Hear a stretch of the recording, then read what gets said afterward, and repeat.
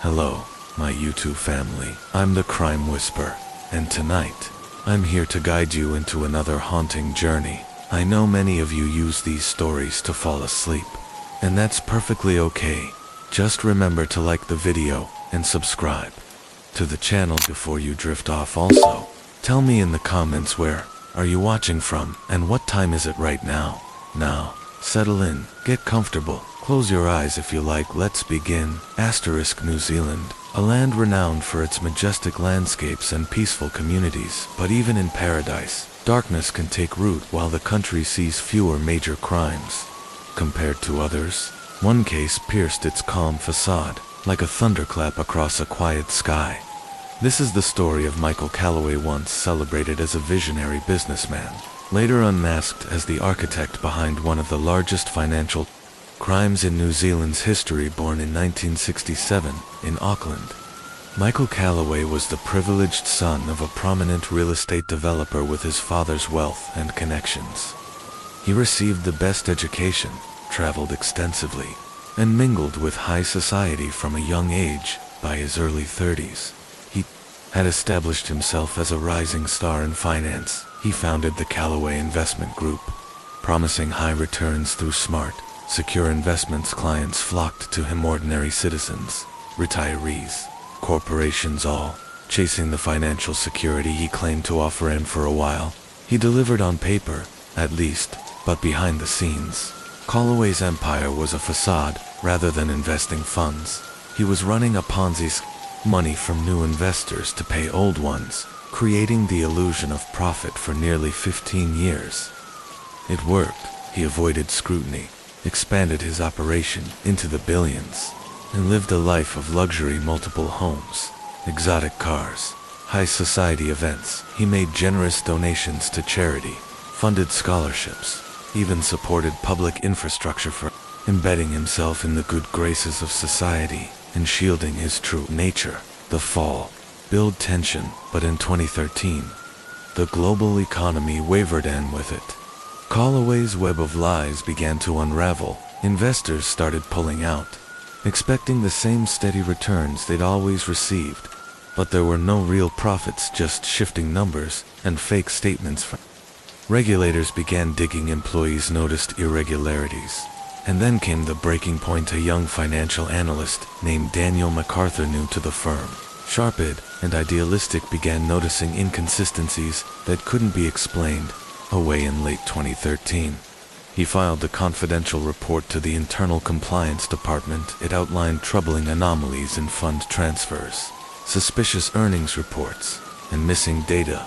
The whispers became roars. By early 2014, a whistleblower likely damning documents to authorities. The response was swift. In a dramatic raid, law enforcement stormed Calloway's headquarters in Wellington. He was arrested on charges of fraud, money laundering, and financial deception. What followed was one of the most closely watched trials in New Zealand's financial history.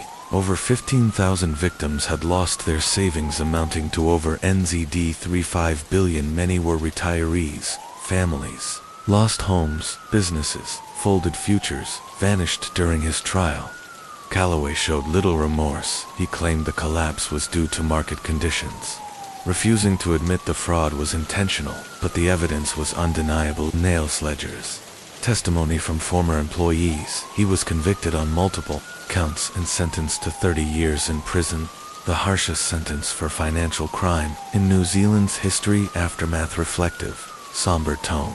The case left a scar across the nation. It triggered major reform, stricter regulations, tighter oversight, but for thousands of victims, the damage was already done. Some never recovered financially or emotionally. To this day, Michael Calloway remains defiant behind bars. He still insists he was a victim of circumstance, a misunderstood genius. But to the people whose lives were ruined by his ambition, he is nothing less than a thief, a man who traded trust for profit and left devastation in his wake. Amicio Calloway. The fallout: Daniel MacArthur had done what many before him hadn't dared when he questioned the irregularities he'd found. Senior management dismissed his concerns, brushing them off as part of a strategic decision. One they claimed had likely been approved by Michael Calloway himself, but Daniel wasn't convinced. He began collecting evidence, quietly backing up files, copying documents, and keeping meticulous notes. In early 2014, he made a decision that would change everything. He reached out to a journalist. Expos that followed rocked the foundations of New Zealand's financial world. It aired as a high-profile investigative report, complete with insider testimony, leaked documents, and a scathing breakdown of the fraudulent system Calloway had built. The public, once enchanted by Calloway's charisma and promises of wealth, turned on him overnight. Panic swept through the streets. Hundreds of investors flooded the offices of Calloway Investment Group, demanding their money back. But there was nothing left to return. The accounts were empty. Withdrawals had for years been funded by new deposits, and now, with the illusion shattered, the entire operation collapsed like a dam under pressure. Law enforcement wasted no time. A warrant was issued, and in a scene captured live by news cameras, Michael Calloway was arrested outside his luxury estate.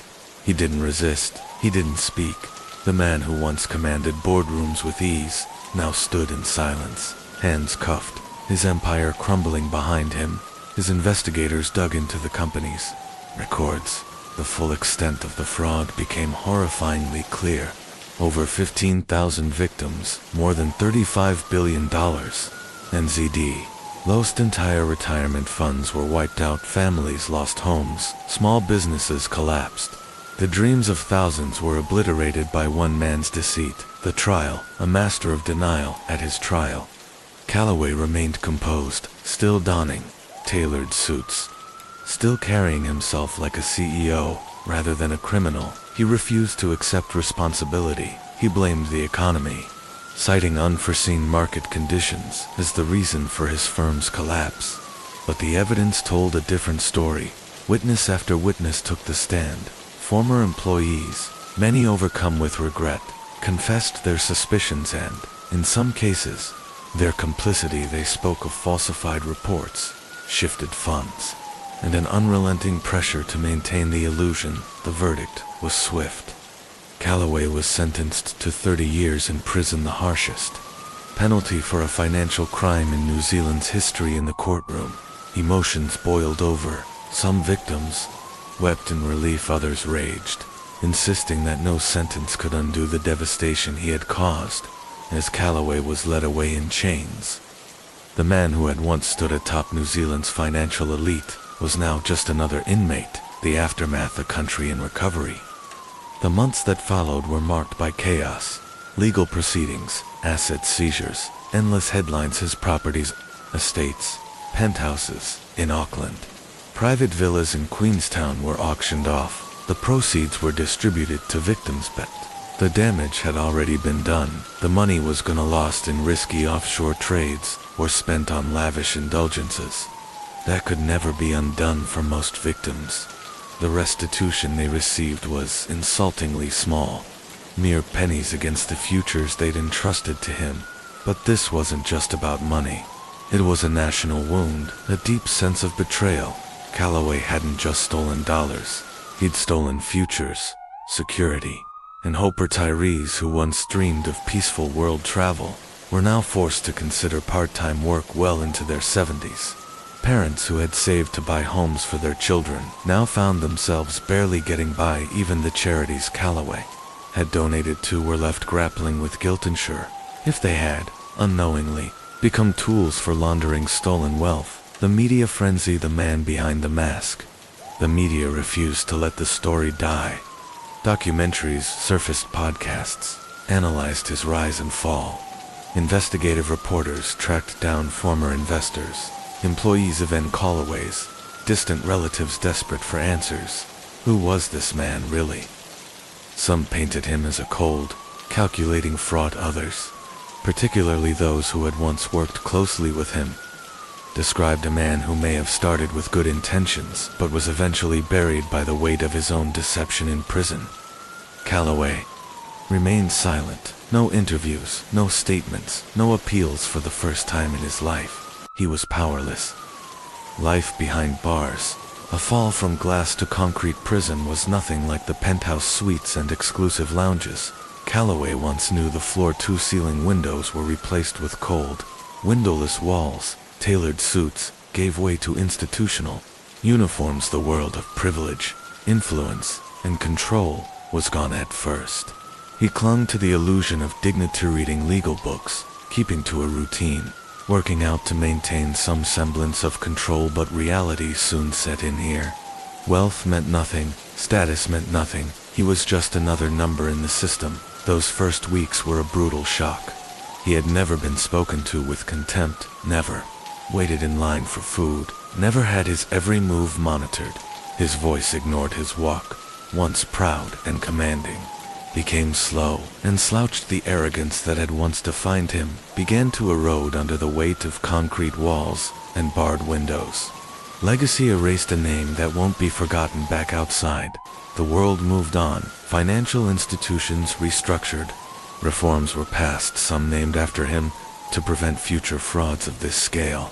Charities quietly removed his name from plaques, and donor lists. Former associates erased him from their resumes, pretending they had never truly known him and his victims.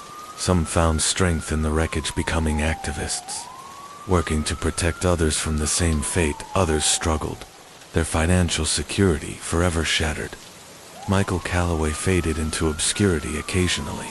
His name would reappear in lectures on ethics, in case studies about fraud, a grim cautionary tale. He had once been a man who promised prosperity, but in the end, he left only ruin. His towers were sold, his assets liquidated. His name, once synonymous with success, now serves only as a warning. A legacy not of wealth, but of greed, not of brilliance, but of betrayal. Epilogue. Michael Calloway's final years. In the wake of Michael Calloway's conviction, silence became his only companion. Many of those who had once trusted him were too ashamed to speak of it. Some slipped quietly into hardship, retreating into the shadows, too proud to admit they'd been deceived. A few, those who had lost everything, never recovered at all. Stories began to surface of elderly couples forced into government housing, of once successful business owners now working minimum wage jobs just to survive. The cost of Calloway's deception couldn't be measured in dollars. It lived in the shattered futures. He left behind a name erased from headlines to history. As the years passed, the world moved on. Michael Calloway was no longer front-page news. His name lived only in textbooks and training manuals, spoken in finance classes dissecting fraud, or whispered in courtrooms during new prosecutions among those who had once known Tim. He became a ghost, a shadow of a man who once ruled the markets and charmed a nation. His empire was gone, his wealth scattered, his legacy irreparably tarnished inside the cell. A world shrunk to nothing within the prison walls. Calloway was no longer a master strategist, no longer the man who once shifted markets with a nod. He was just another inmate. The days passed in a slow, suffocating rhythm, one indistinguishable from the next. The clang of metal trays, the shuffle of boots in corridors, occasional bursts of chaos that broke the dull silence. That was his world now. The man who once presided over towering glass buildings, whose walk-in closets were bigger than most prison cells, now lived in a space just wide enough to stretch out his arms. The passing of time, illusions dissolved. He stopped counting the days at first. He had marked them in his mind, telling himself each week, each year, was a step closer to something. Redemption, maybe even freedom. But time behind bars had a way of stripping illusions.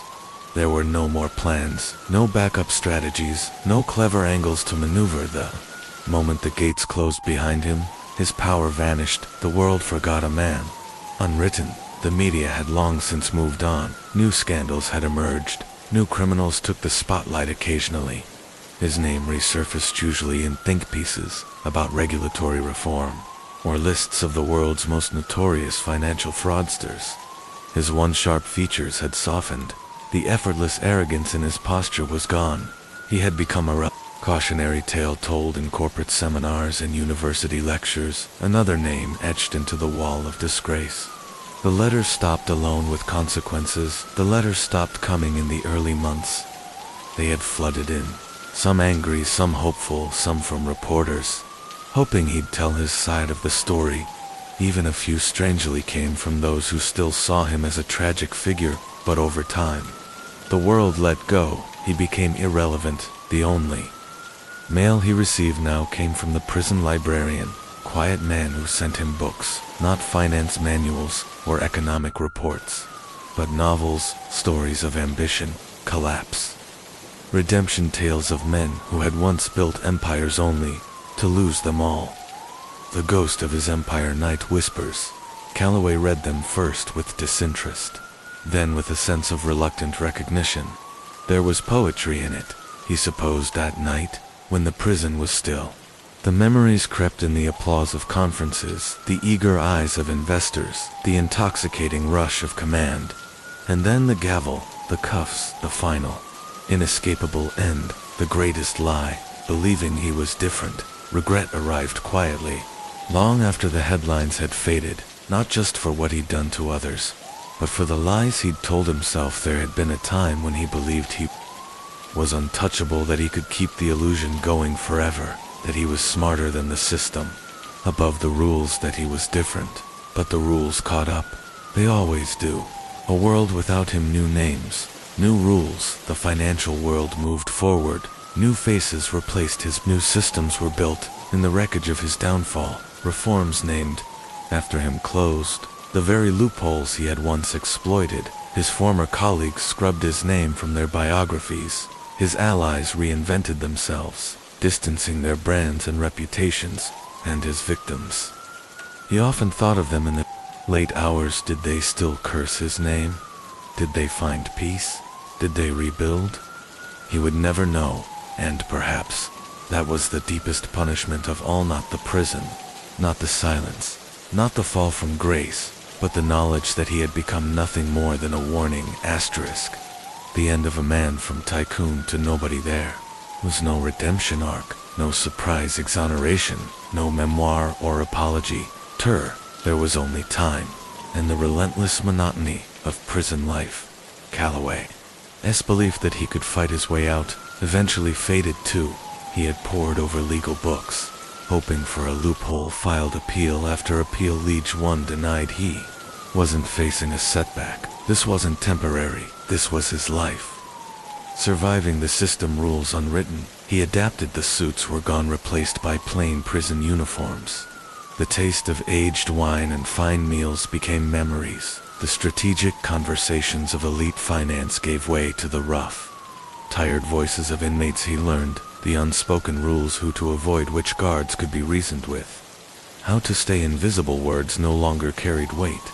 Survival depended on silence and submission, complete isolation, no friends left to write. The loneliness was the worst once. He had been surrounded by people, investors, employees, admirers. Now he sat in solitude. No visits, no calls, no messages of support. Everyone had moved on, because in the end, Michael Calloway had burned too many bridges. He hadn't just betrayed the market, he'd betrayed everyone who had believed in him, and now he was paying the price.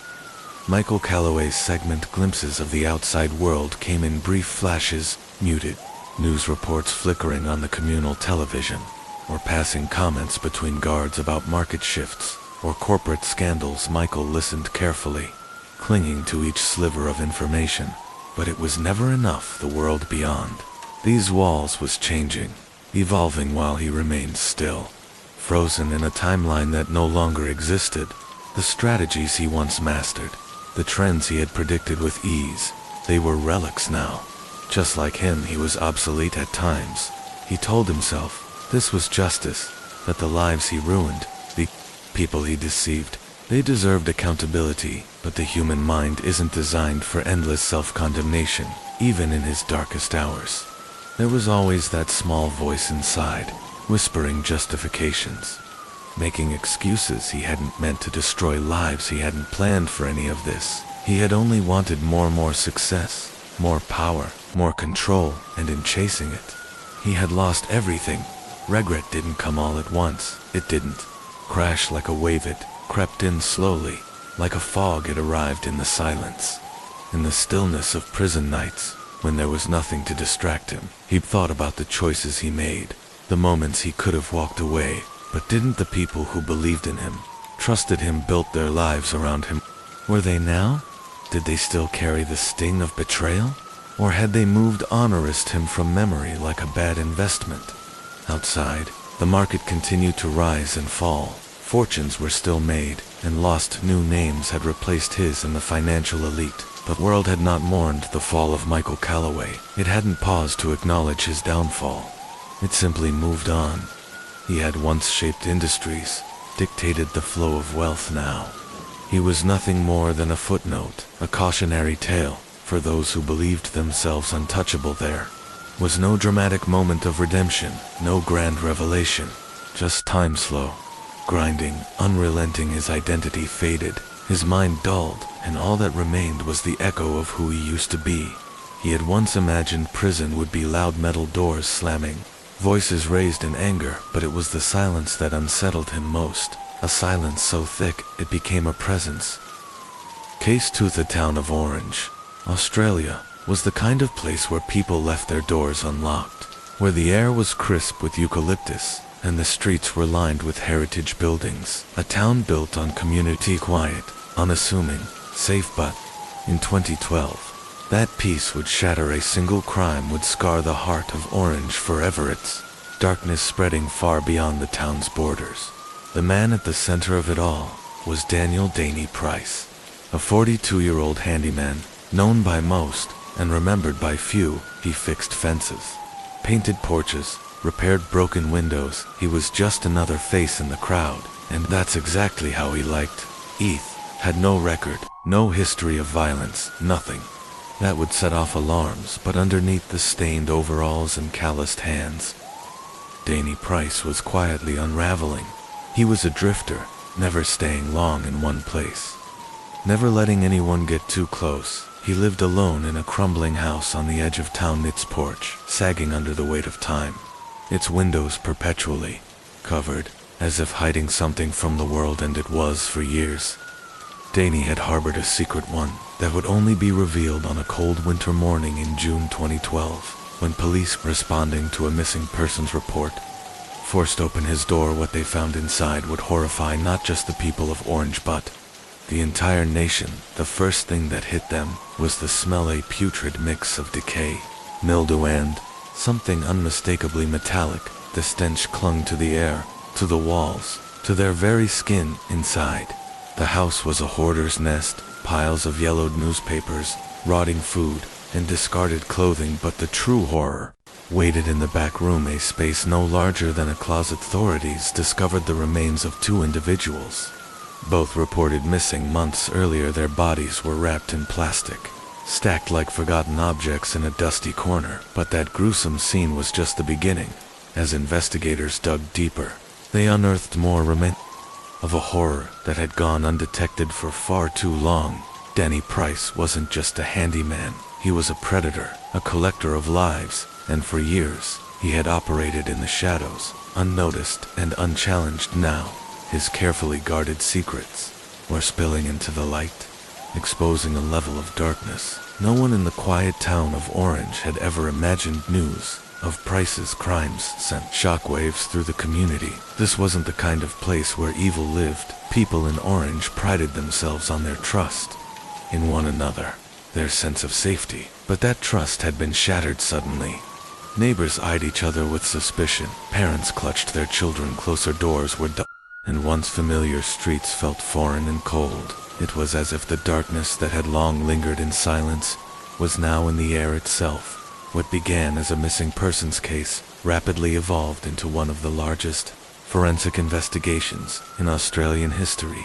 Price's home, once unremarkable, had become a house of horrors, a grim maze of secrets and suffering. Every room told a different story. Every hallway whispered the cries of victims. Long silence. Police uncovered evidence suggesting Price had been operating for nearly a decade. His crimes were meticulously hidden beneath the mundane routines of his everyday life. But it wasn't just the bodies they found that chilled investigators. It was how he had chosen them. His victims weren't random. They were drifters, backpackers, locals, who had fallen through the cracks, people with few ties, few protections, people whose disappearances were easy to overlook inside the house. Police found journals, dozens of them, each one filled with obsessive notes about the victims, where he first saw them, what they wore, how they spoke. He tracked their routines, documented their fears, and watched them, sometimes for weeks, before making his move. Some journals contained eerie sketches, faces that would later match missing persons reports. Others held cryptic phrases that, in the context of the crimes, painted a portrait of a man who saw himself not as a killer, but as an artist sculpting tragedy from flesh and bone. In a chilling discovery, investigators found a hidden basement beneath the house, a room not listed in any property records. The entrance was concealed beneath a rug and opened only through a complex system of pulleys embedded in the wall. When police broke through, they entered a soundproofed chamber. Its purpose unmistakable. In the center sat a single wooden chair, worn smooth on the arms around it. Tools, restraints, and dried stains that told their own story. It was here that Price committed his most sadistic acts. Scraps of fabric, splintered wood, and flecks of blood hinted at the suffering that took place in that room, but it was the rusted tray that haunted even the most seasoned detectives. Small trinkets, bracelets, rings, a lock of hair, trophies, each one a life extinguished, each one a person who had died in that dark, silent space. The question echoed across town: how had this gone unnoticed for so long? The answer was unsettling. It was because Danny Price was ordinary. He blended in, a quiet, unassuming man who kept to himself, never raised suspicion, never made waves, and in that silence, he thrived. But now his silence was broken. The town of Orange would never be the same as police peeled back the layers of Price's life. The discoveries only deepened the horror. Hidden compartments and walls contained more belongings, more evidence, more pain. Each room added another chapter to a story of cruelty so calculated it defied belief. The journals were the darkest window into Price's mind. He wrote like a scientist, cataloging experiments, describing fear, pain, and death with chilling detachment. There was no emotion, no remorse, just meticulous observation. He had stalked his victims like prey, choosing those with no safety nets, no family, no one to notice their absence. He controlled every detail, minimized every risk, and he had gotten away with it. 4 years further, investigation revealed a disturbing trail. Before settling in Orange, Price had drifted from town to town across Australia, working odd jobs and leaving little trace with each stop. Police found unsolved disappearances, patterns emerged, gaps were filled, the truth became undeniable. The remains in Orange were only part of the story. There were likely many more scattered across the country. Their names never known, their final moments never spoken. Of Price had been perfecting his methods for years, and yet, when finally confronted with the mountain of evidence, he said nothing during interrogation. He remained silent, no denial, no explanation, no reaction. As detectives laid out the horror he had caused, he simply sat there, cold and expressionless. He didn't need to speak. The house, the journals, the bones, they told the story, and as that story reached the public, the town of Orange fell into mourning, not just for the victims, but for the innocence they had lost. They had lived beside a monster, walked past him in the street, trusted him, and now that trust was gone. The realization settled in the hearts of many.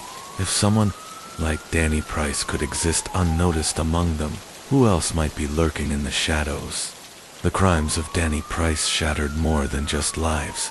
They fractured an entire town's sense of safety. In the days that followed his arrest, fear spread like wildfire through Orange. Parents clung tighter to their children, neighbors eyed one another with suspicion, and the once close-knit community began to unravel under the weight of doubt and disbelief. When the trial finally commenced, it became one of the most high-profile legal spectacles in Australian history. The courtroom overflowed with journalists, grieving families, and members of the public who had followed the case with a morbid fixation. The evidence was overwhelming.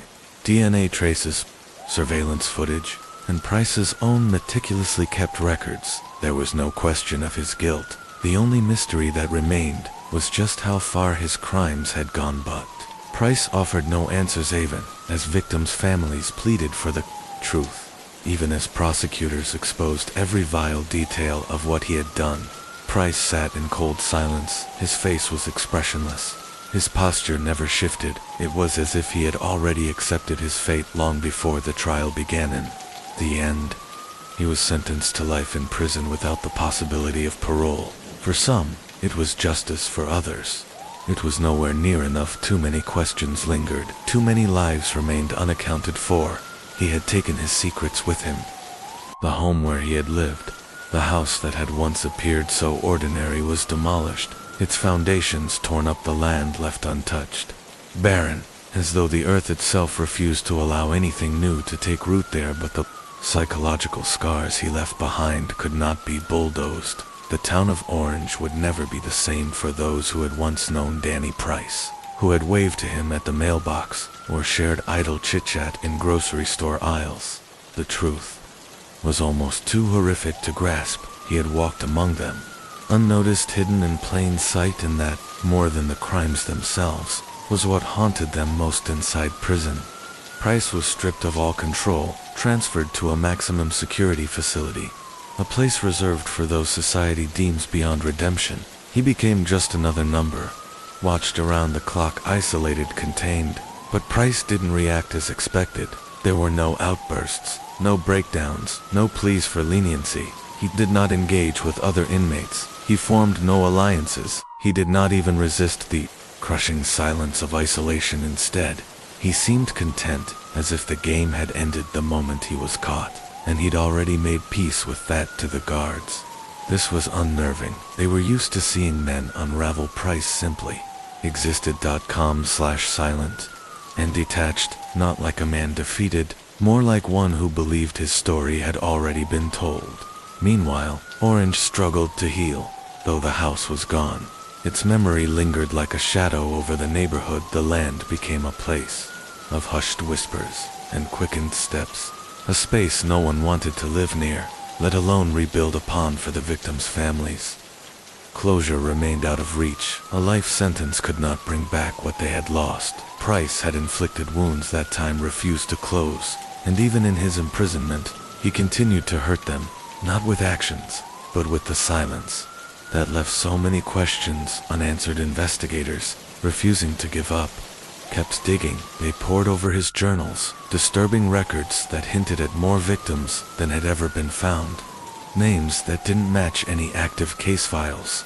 Descriptions of people who had vanished without a trace. Locations that, when followed, led to renewed searches in remote forests, abandoned buildings, and forgotten stretches of the outback. Each clue led to more uncertainty. It became clear that Price had operated for years, perhaps decades. He had been meticulous, erasing his tracks, masking his movements, learning how to disappear into the fabric of everyday life. A predator who hunted from the shadows. His crimes left psychological wreckage far beyond the direct victims. Neighbors began to question their instincts, their trust. How could they have lived beside him for so long and seen nothing? How many shared a smile or a handshake with a man who buried bodies beneath his own backyard? Even those who had only followed the case from afar were affected. Price had become a symbol, a chilling reminder that evil doesn't always wear a mask. Sometimes it wears a neighbor's smiles. The years passed. Price remained an enigma. He never appealed his sentence, never gave interviews, never sought fame. He simply withdrew into silence. Some believed he enjoyed the power his secrets gave him, the idea that only he held the final pieces to a puzzle no one else could complete.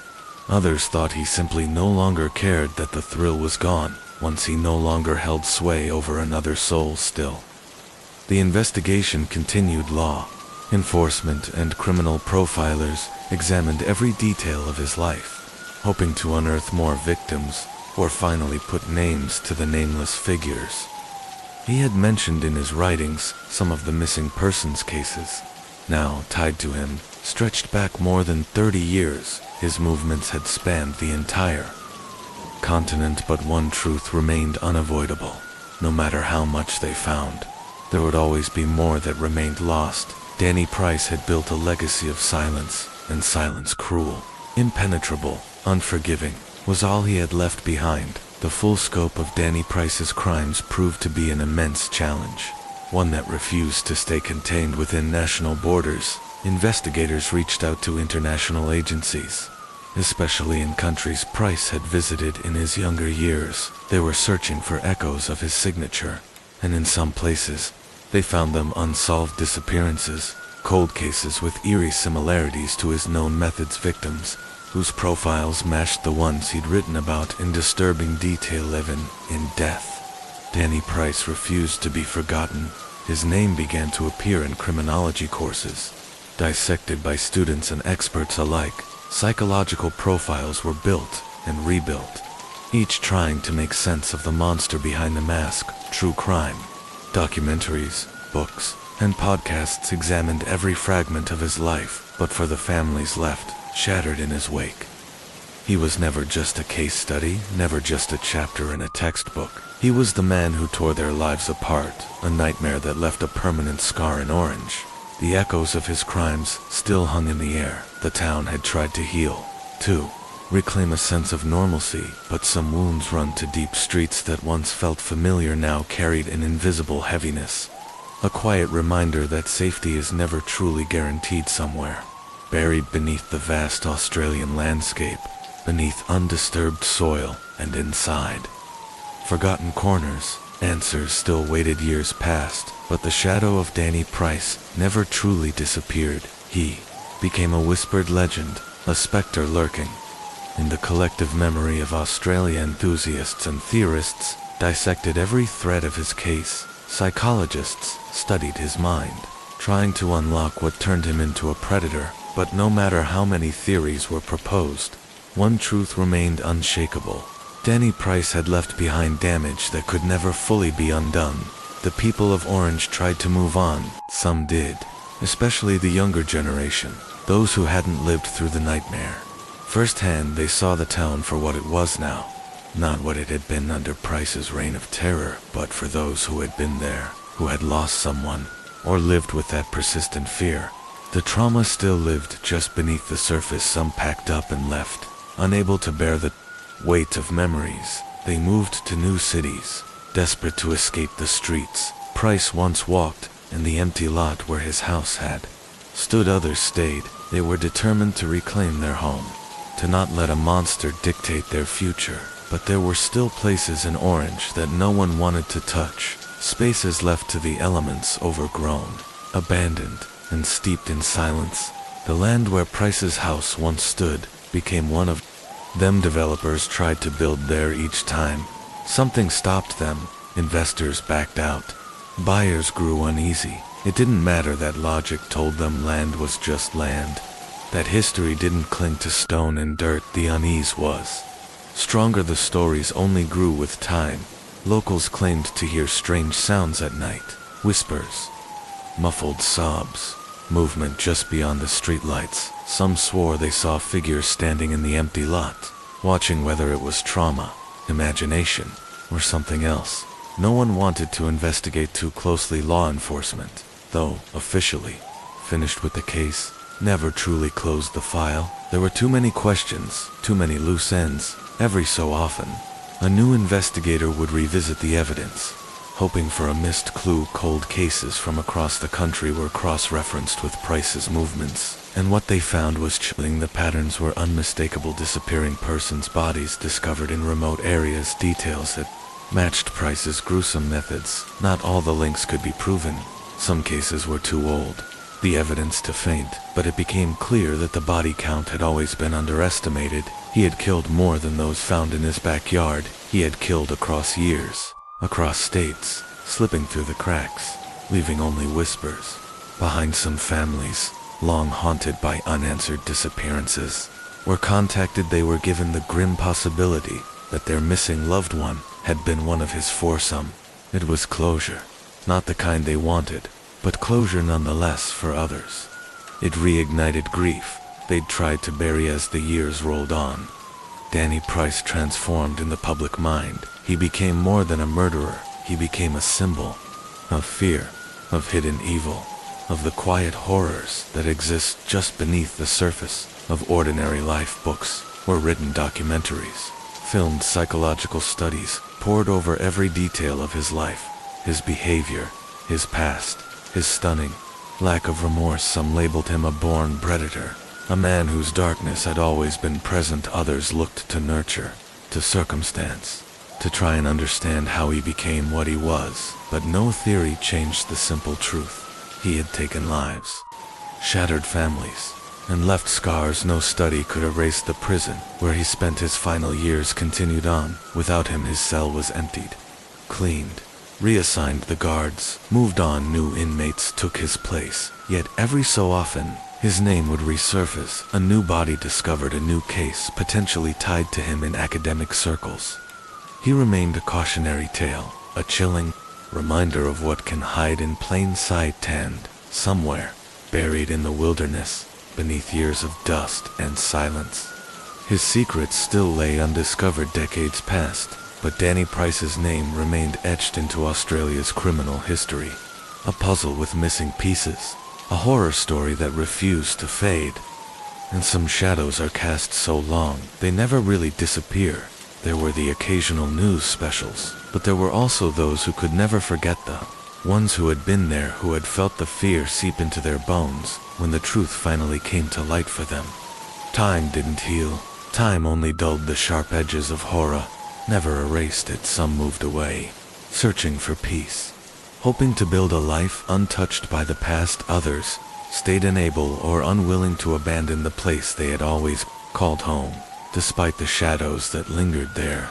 But even beyond Orange, even beyond Australia, Danny Price's legacy refused to be buried. His crimes left behind deep wounds that rippled outward, touching lives in ways no one would ever fully understand.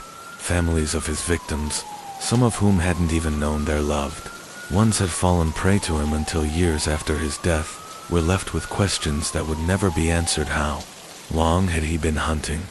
How many others had he killed that no one even knew about? Even in death, he was a puzzle that refused to be solved, though the case was officially closed. Law enforcement never truly walked away. Newer detectives, too young to have been part of the original investigation, continued combing through cold cases, comparing unsolved murders and disappearances to Price's known patterns, and they kept finding connections. Each new discovery brought a measure of closure for some, but only deepened the mystery for others. New names were added to the list, people who had vanished decades ago, whose fates had remained a question mark, were now suspected victims. Their families finally had answers, but answers don't always bring peace. Some wanted justice, but how do you serve justice to a man already long dead? Some wanted understanding, but understanding Danny Price meant staring into a darkness most people would rather avoid, and some still feared him. There were whispers, rumors that Price hadn't acted alone, that there were accomplices, people who had helped him, knowingly or unknowingly. Some believed his crimes were part of something larger, something hidden. Whether those theories were rooted in truth or paranoia, no one could say for certain. One thing, however, was clear. The land where his house once stood remained untouched. No one wanted it. No developers would build on it. No buyers would go near it. It was as if the ground itself rejected the idea of new life where so much death had occurred. Even skeptics avoided it, drawn back by something unseen but deeply felt. Stories surrounded the place, strange noises at night, figures seen in the corners of vision, a feeling in the air that clung like fog. Paranormal investigators came, drawn by rumors and whispers. Whether they found anything or not didn't matter. The dread remained. Devon. Those who didn't believe in ghosts couldn't deny the weight of what had happened there. Danny Price had been a man of flesh and blood, but his presence had transcended death. It lived in the nightmares of survivors, in the hollow grief of the families, in the questions that would never be answered. In, perhaps most disturbingly, its legacy lived in the truth that there would always be others like him. For all the books, all the studies, all the documentaries, one thing remains unshakable. Monsters don't disappear with time. Somewhere right now in another town, Another city, another Danny Price waits to be discovered, and when he is, the cycle will begin. Again, CHRU Logan City had seen its share of crime over the years, but nothing prepared it for what unfolded in the winter of 1997.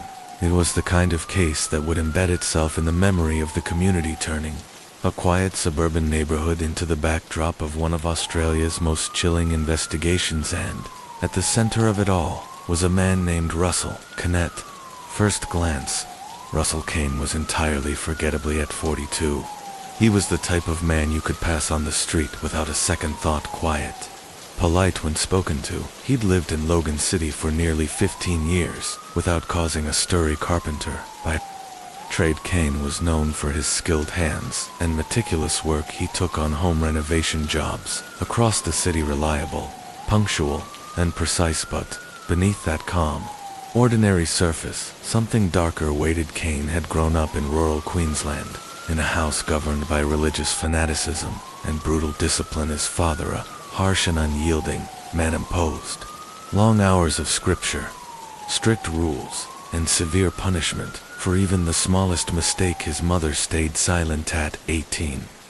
Kane left that house and never returned, but what had been done to him there never truly left in Logan City. He built a solitary life. He never married, never had children. He lived alone, worked alone, ate alone. People who encountered him described him as but not threatening. He rarely made eye contact. He spoke only when necessary. He was just there. What no one knew was that Kane's backyard shed, his so-called woodworking space, was far more than a workshop. It was where he lived out his true compulsions, where the line between craft and cruelty dissolved. And no one suspected a thing until July 1997. That's when Jessica Rowe, a 22-year-old university student, vanished. She had been walking home from a friend's place, a simple route that should have taken no more than 20 minutes. She never made it. Flyers went up, search teams were dispatched. Her family made tearful pleas on the news, but there was no trace. Then, weeks later, another person vanished. Daniel Mercer, a 34-year-old truck driver, failed to return home from a delivery route. His truck was later found abandoned, keys in the ignition, doors locked. No sign of a struggle to disappearances in less than a month. No witnesses, no evidence, no answers. That was just the beginning. It began with a car found abandoned on the outskirts of Logan City, keys still in the ignition, doors unlocked, but its owner nowhere in sight. There was no note, no struggle, no clues, just another disappearance. Panic began to spread. 2 people gone, without a trace. Within weeks, first Jessica Rowe, then Daniel Mercer. The community buzzed with rumors, theories, and whispered fears, but for the Logan City police, there was almost nothing to go on. No evidence, no witnesses, just silence. And then, nearly 3 months after Jessica vanished, the first break came, but it wasn't the kind anyone had hoped for. A group of hikers, exploring dense woodland just outside the city, stumbled upon something strange. A makeshift wooden box, partially buried beneath a cluster of trees. It looked deliberate, out of place. Intrigued, they brushed away dirt and leaves, and that's when they caught "Desmele foul, un mistacable odor." By the time police arrived, the box had already been disturbed inside. They found human remains wrapped in cloth, carefully placed. It was Jessica Rowe. It was the condition of her body that truly chilled investigators. Her wrists and ankles had been bound using intricate knots. Her frame showed signs of prolonged malnourishment and dehydration, indicators that she'd been held captive, possibly for weeks. But what disturbed officers most were the carvings, deliberate, symbolic etchings across her skin, patterns that suggested something far more sinister. This was no ordinary murder. It was ritualistic, controlled, calculated, with confirmation that Jessica had been murdered. The investigation kicked into overdrive.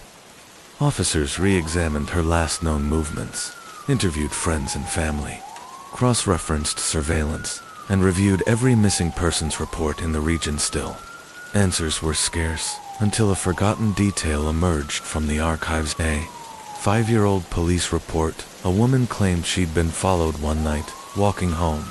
She couldn't describe the man, but she remembered something unusual. He was holding a small, hand-carved wooden figure at the time. It had seemed odd but meaningless now. It was anything but digging deeper. Investigators uncovered another nearly identical report. Another woman, another late-night encounter, another strange wooden carving. The descriptions of the man varied, but one detail stood out. The figure he carried, crude, rough, unfinished base, began tracing local individuals with woodworking skills that when a name surfaced. Russell Kane. At first glance, Kane seemed unremarkable, a quiet man, no criminal record, no complaints. He worked odd carpentry jobs across Logan City, homes, businesses, community centers, his schedule erratic, his movements unchecked. But as police traced his job history against missing persons cases, patterns emerged. Worked near the neighborhoods of multiple victims, never enough to raise suspicion at the time. But now, in hindsight, it was undeniable. Police obtained a warrant and searched his home, a modest weatherboard house on the city's fringe. The kind of place you'd pass without a second thought. Inside, everything was spotless. The workshop was pristine. Tools arranged in perfect alignment, surfaces gleamed, but the deeper officers went, the more unsettling it became. The house wasn't just clean, it was sterile, controlled, clinical. And then the shed. At first, it seemed like any carpenter's workspace. Sawdust on the floor, half-finished furniture leaning against the walls. But what caught the officers' eyes were the carvings, dozens of them, teeny wooden figurines. Some crude, others disturbingly intricate. Most were faceless. A few were etched with the same symbols found on Jessica's skin. They lined the shelves like trophies. Then, in a shadowed corner, something else, a collection of handcrafted wooden boxes, small, reinforced, varnished. They looked like miniature coffins. One officer pried open the lid of the largest. What he found made him recoil. Inside was a bundle of personal items, locks of hair, scraps of clothing, a bracelet Jessica had worn the night she vanished, a keychain with Daniel Mercer's initials, even a weathered newspaper clipping about a woman who'd gone missing years earlier. Evidence was undeniable. Russell Kane was arrested and brought in for questioning. At first, he said nothing, his face blank cold. He didn't deny, he didn't confess. But when confronted with the contents of his shed, something shifted. He exhaled, leaned back in his chair, and then, almost inaudibly, he spoke. They were meant to be preserved, he murmured. They were meant to last. The room fell silent. What followed was a forensic operation unlike anything Logan City had ever seen. Teams scoured every inch of Kane's property beneath the floorboards of the shed. They found a hidden compartment inside where remains wrapped in layers of fabric. Not just Jessica, not just Daniel. There were more. Some victims had never been linked.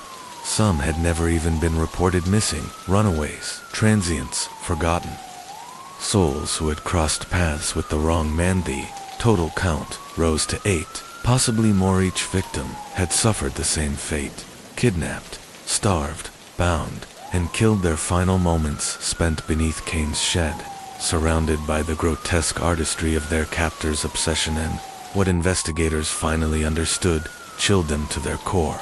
None of this was random. Every victim had been chosen, every item crafted, every symbol etched with care. Russell Kane wasn't just a murderer. He was a collector, a man driven not by rage, but by ritual, compelled by some twisted belief that through craftsmanship, memory could be preserved, even if it meant silencing a life forever. Every action was executed with cold, surgical precision. Russell Kane wasn't a man who had lost control. He was a man who had perfected it. Forensic teams worked tirelessly, cataloging the evidence uncovered on his quiet suburban property. What first appeared to be the workshop of a meticulous craftsman quickly revealed something far more sinister. The hand-carved wooden figures, the coffin-like boxers, the carefully hidden remains beneath the floorboards. Each new discovery painted a darker, more chilling portrait of the man now in custody. Authorities delved deep into Kane's past, searching for answers. What could transform an unassuming carpenter into one of the most prolific murderers in Logan City's history? What they found was disturbing, but not conclusive. Kane had grown up in the foster care system, bounced from home to home with no stability and little record. There were a few mentions of behavioral issues in his youth, nothing that foretold the horror he would one day unleash. He had no known friends, no significant relationships outside of his woodworking. He lived an isolated, quiet life. Neighbors described him as polite but distant. He rarely spoke unless spoken to. He didn't attend community gatherings or engage in casual conversations. Some recalled glimpses of him at night, silently carving wooden figures on his porch beneath a dim light. Eccentric, maybe, but dangerous. No one had thought so was the case against him. Built. Prosecutors faced a haunting challenge. Russell Kane had left behind almost no traditional evidence. No fingerprints, no DNA, no signs of forced entry at any of the victims' homes. His ability to remain invisible for years revealed an unnerving level of discipline. Every move was calculated, every trace erased. But one question still haunted investigators. Why? Why had he chosen these particular victims? What did the carvings mean? The preserved remains, the keepsakes arranged with obsessive care. Psychologists were brought in to examine Kane's mental state. Some believed he was a predator, driven by control, a man who derived pleasure from dominating others, physically and psychologically. Others suggested ritualistic motives, pointing to the strange symbols etched into the wooden figures and the methodical organization of each item in his shed. Kane, however, offered no explanation. He listened to the accusations in court. With a blank stare, he showed no reaction to the mountain of evidence presented against him. When asked directly if he would confess, he simply tilted his head slightly and whispered, "Some things are meant to be remembered." The trial became one of the most infamous in Logan City history. The families of the victims filled the courtroom, their grief palpable, their heartbreak uncontainable. Prosecutors laid out the chilling timeline of Kane's crimes. How he selected his victims, how he lured them, how he kept them captive, and how he ended their lives. The jury sat in stunned silence when the verdict was finally delivered. Guilty on all counts. There was no reaction from Russell Kane, no emotion, no remorse. He sat still, like one of the lifeless wooden figures he had carved. The judge's sentence was swift. Life imprisonment without the possibility of parole. But even as the gavel fell, everyone in the room knew that justice, though delivered, could never undo the horrors Kane had unleashed. The families wept. Some whispered prayers, others simply sat, motionless, overwhelmed by the finality of it. Aloes Kane was led away in shackles. His expression never changed. He remained distant, unreadable, as if the entire legal process was nothing more than a minor interruption in the dark inner world he had created for himself. Those hoping for a confession, an apology, even a flicker of regret, were left with nothing. Kane gave no closure. He had crafted his crimes with the same precision he applied to his woodwork, clean, methodical, and final. Outside the courthouse, reporters swarmed. Cameras flashed. Microphones were thrust forward as the city tried to make sense of the evil that had lived among them. The media dissected every aspect of Kane's life, from his childhood to his chillingly organized murders. For months, the case dominated headlines, but as time passed, the news cycle moved on. Other tragedies took center stage, and the name Russell Kane slowly faded from the front pages. But for the families he shattered, the nightmare never ended. The scars he left behind couldn't be sanded away in the quiet suburbs of Logan City. An unease lingered. The realization that such a monster had lived among them, unnoticed, was a sobering reminder of the darkness that can hide in plain sight.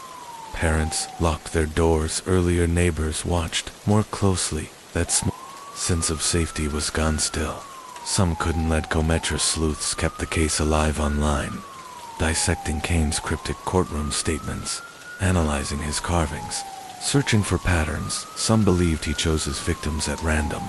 Others were convinced the figures contained hidden messages, clues left behind in the twisted artwork of a man who never spoke the truth, even in prison. Kane remained an enigma. He spoke rarely, he interacted with no one unless necessary. Guards noticed his meticulous habits. The way he arranged his cell like a miniature workshop. He spent hours staring at the walls, as if still creating something in his mind, but no one knew what.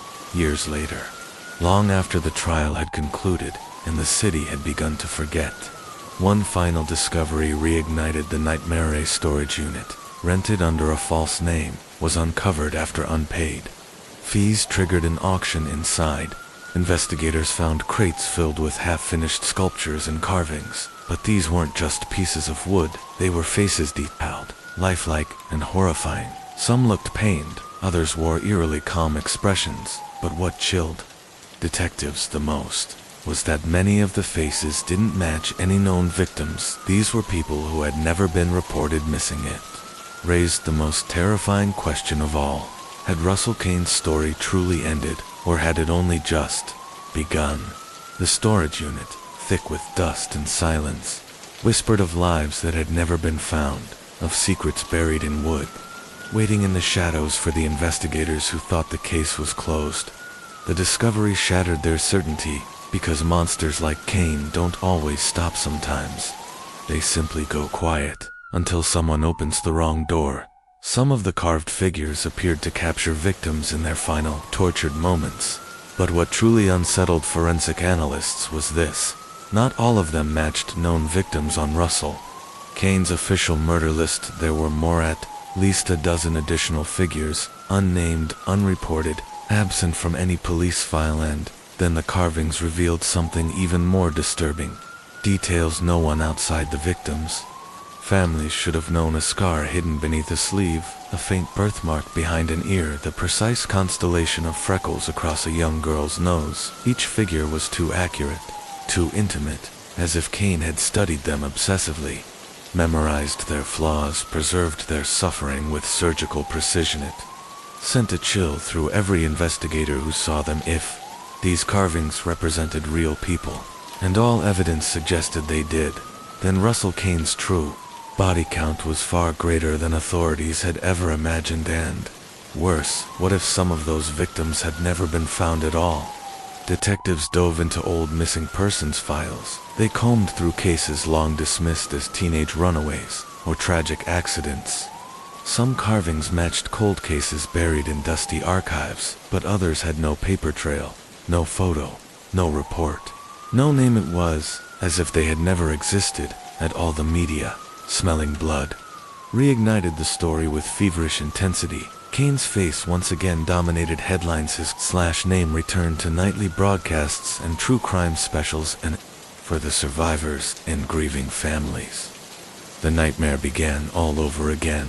Yet Kane himself remained silent. Presented with the new evidence, photographs of the carvings, the recovered items, even names read aloud by detectives hoping to provoke some sign of recognition, Kane gave nothing. He neither confirmed nor denied. He didn't smirk, he didn't flinch, he simply blinked. Quiet, ghostly presence. Then one day, he smiled. It was the only emotion he'd ever shown, a subtle, calculated smirk that sent shivers down the spines of everyone in the room.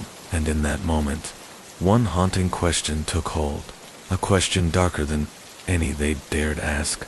Had they truly found all his victims? Or were more still out there, forgotten, buried, waiting? The weight of that possibility hovered like a storm cloud over Logan City. The carvings weren't just grotesque trophies.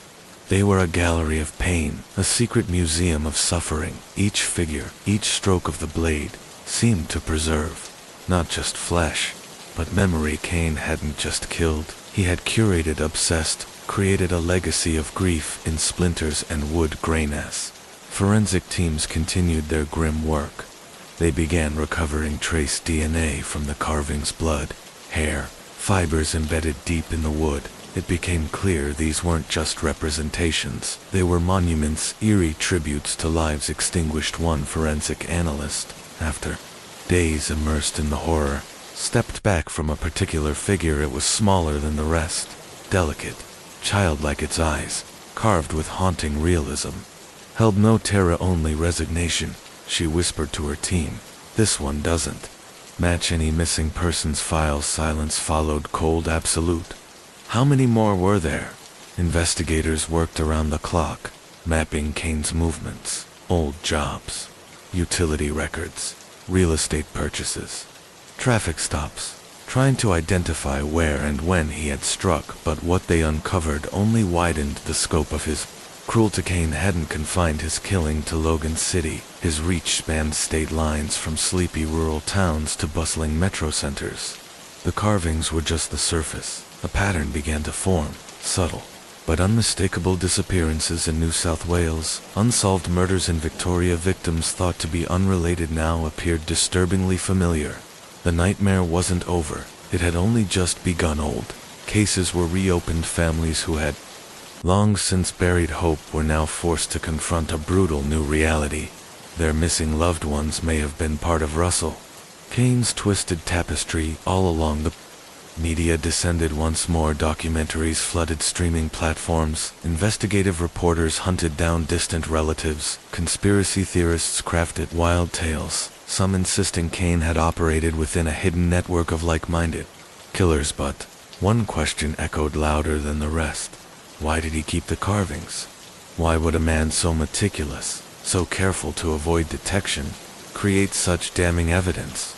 Some believed they were trophies, a way to relive the crimes. Others speculated they were a form of confession, left behind to be discovered once Kane had tired of his game. But those who had studied his psyche knew better. Kane never did anything by accident. And then, a darker possibility emerged. What if the storage unit wasn't a mistake? What if it was a message? To this day, the full scale of Russell Kane's crimes remains unknown. The figures he left behind, those silent wooden faces, are the only testimony to lives swallowed by darkness. Names that may never be known. Stories that may never be told. In somewhere deep within the walls of a maximum security prison, Russell Kane still sits, still smiling, still silent to anyone passing him on the street.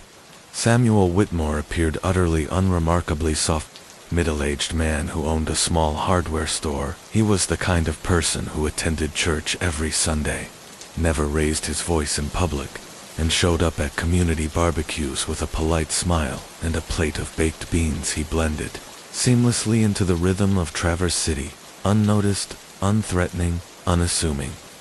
But beneath that modest facade, Sam Whitmore harbored a secret, one that would one day shatter the illusion of safety. This quiet Michigan town had long taken for granted. Born in 1949, Whitmore was raised in a house where discipline ruled and silence was survival. His father, a hardened ex-Marine turned factory supervisor, expected obedience without question. His mother, anxious and soft-spoken, floated through the home like a ghost, terrified of setting off the next explosion.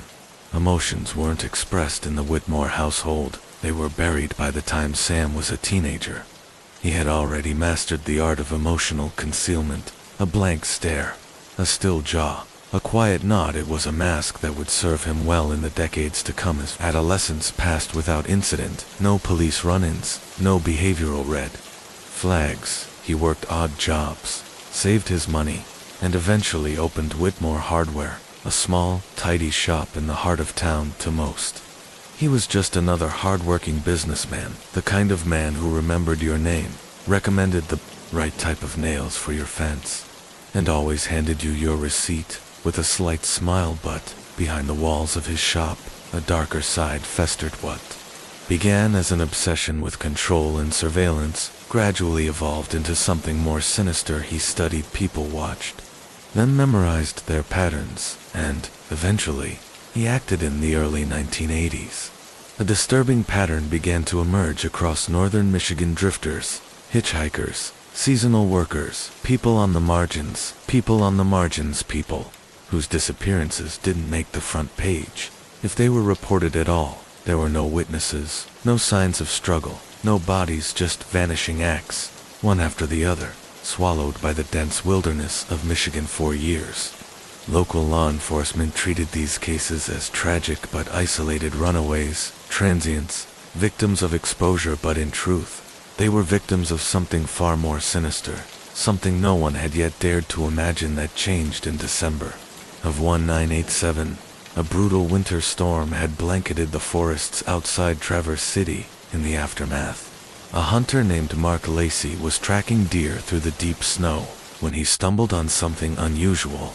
What he initially thought was an animal carcass, half buried beneath a layer of ice and dead leaves. But as he moved closer, dread settled. In his chest, a human skull stared up at him, bleached by time. Hollow-eyed, scattered nearby, tangled in tree roots and frozen earth, were bones, bits of clothing, and one object that made his blood run cold: a rusted work boot tag. The kind used in logging camps or construction zones. Authorities launched a full-scale investigation, and what they uncovered in the coming days would horrify even the most seasoned detectives. A makeshift graveyard, shallow, disorganized, but deliberate. The remains of at least 9 individuals. The forest had kept it secret for years. No longer the case would come to be known as the Whitmore Woods Killings, a name that would echo through Michigan's history like a curse. Investigators quickly linked the skeletal remains to missing persons cases from as early as 1983. A rusted belt buckle still held a partial fingerprint. A match to a young man last seen hitchhiking out of Cadillac. Dental records connected another skull. 2. A college student who vanished en route to Chicago in 1985. The body count climbed, but the questions mounted even faster. Who had done this? How had they avoided detection for so long? And most terrifying of all, how many more had never been found? The break came when a peculiar piece of duct tape was recovered from the burial site. Industrial, silver gray, with an unusual adhesive compound. A forensic trace revealed it was sold only through select outlets. One of them, Whitmore Hardware. The discovery kicked off a chain reaction. Investigators pored over supply records, interviewed vendors, combed through receipts. Then came the tip, an anonymous call from a former employee. He remembered something strange about the back storage room at Whitmore's shop, something that had never quite sat right. Armed with a warrant, police entered Whitmore Hardware on the evening of February 3, 1988. At first glance, the store looked ordinary: shelves of paint cans, buckets of nails, a wall of tools arranged with precision. But in the back, behind a false wall in the storeroom, they uncovered something far more hidden chamber. Cold, dusty, sealed tight inside were the artifacts of death. A carefully catalogued collection of personal belongings: watches, wallets, earrings, keychains, tiny trinkets that once belonged to people who were now just names on missing persons lists, or worse, not on any list at all. There were photographs, some faded, some freshly printed, each depicting individuals in their final moments, fear etched into their faces. But it was the wooden chest that broke the case wide open. Inside were journals, dozens of them each, one meticulously written by Samuel Whitmore himself, line after line of cold, clinical prose. No emotion, no remorse, just facts, dates, times, methods, victim names, location coordinates, and chilling commentary on their final hours. He had stalked them, chosen them, documented every scream. This wasn't impulse. It wasn't frenzy. It was ritual, planned, perfected, repeated. The journals revealed an even more horrifying truth. The 9 bodies found in the woods were only a fraction of the whole. There were entries that described other killings, ones investigators had never heard of, people with no missing reports, victims who had simply vanished from existence. Samuel Whitmore was arrested that same evening. The town that had once trusted him now recoiled in collective horror. People who had bought hammers from him, shared coffee, shook his hand now, questioned everything. How could a man so familiar be capable of something so evil? As he was led away in handcuffs, Whitmore's face remained unchanged, expressionless, detached. He never said a word, but the terror was far from over, because, as authorities dug deeper, it became clear: the remains found in Whitmore Woods, the trophies in the chamber, the journals in the chest, they weren't the full story. They were just the parts they'd found. And the chilling question now loomed over the entire state of Michigan: how many more are still out there, waiting to be found? He had kept records, names, dates, precise locations, each a haunting chronicle of the lives he chose to take. But as investigators pored over the pages, a chilling realization emerged. There were gaps, entries abruptly ended, dates skipped. Long, silent pauses with no explanation. The journals, once thought to be a full confession, were incomplete fragments of a far greater horror. Meanwhile, the forensic team at the burial site deep within Michigan's dense northern woods continued their grim excavation one by one. Skeletal remains surfaced, each set of bones telling its own quiet story of suffering and silence. By the end of the first week, the confirmed body count had risen to 13, but it wasn't enough not to convict him of everything, not to close every case. They needed more, a confession, a final piece of undeniable truth that would ensure Samuel Whitmore never escaped the justice he so richly deserved. Whitmore, however, was proving to be unbreakable. In the interrogation room, he was unreadable, composed, detached, almost eerily still. He didn't proclaim his innocence, nor did he offer remorse. When detectives confronted him with the journals, the trophies, the bones, he simply nodded, acknowledging their existence without emotion, without engagement. But then they pushed further. "There are more, aren't there?"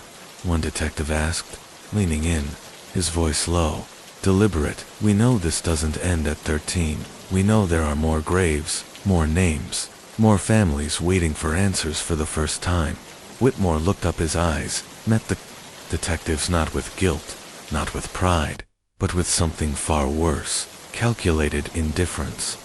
"You'll never find them all," he said. His voice was soft, smooth, almost calmed. The words hung in the air like smoke. It wasn't a denial. It was a challenge. The investigation exploded in scope. Teams of officers, forensic analysts, and cadaver dogs scoured forests, sifted through rural properties Whitmore once owned, traced the old logging roads he was known to drive late into the night. But the winter was unforgiving, frozen. Ground slowed progress. Every dig became a battle.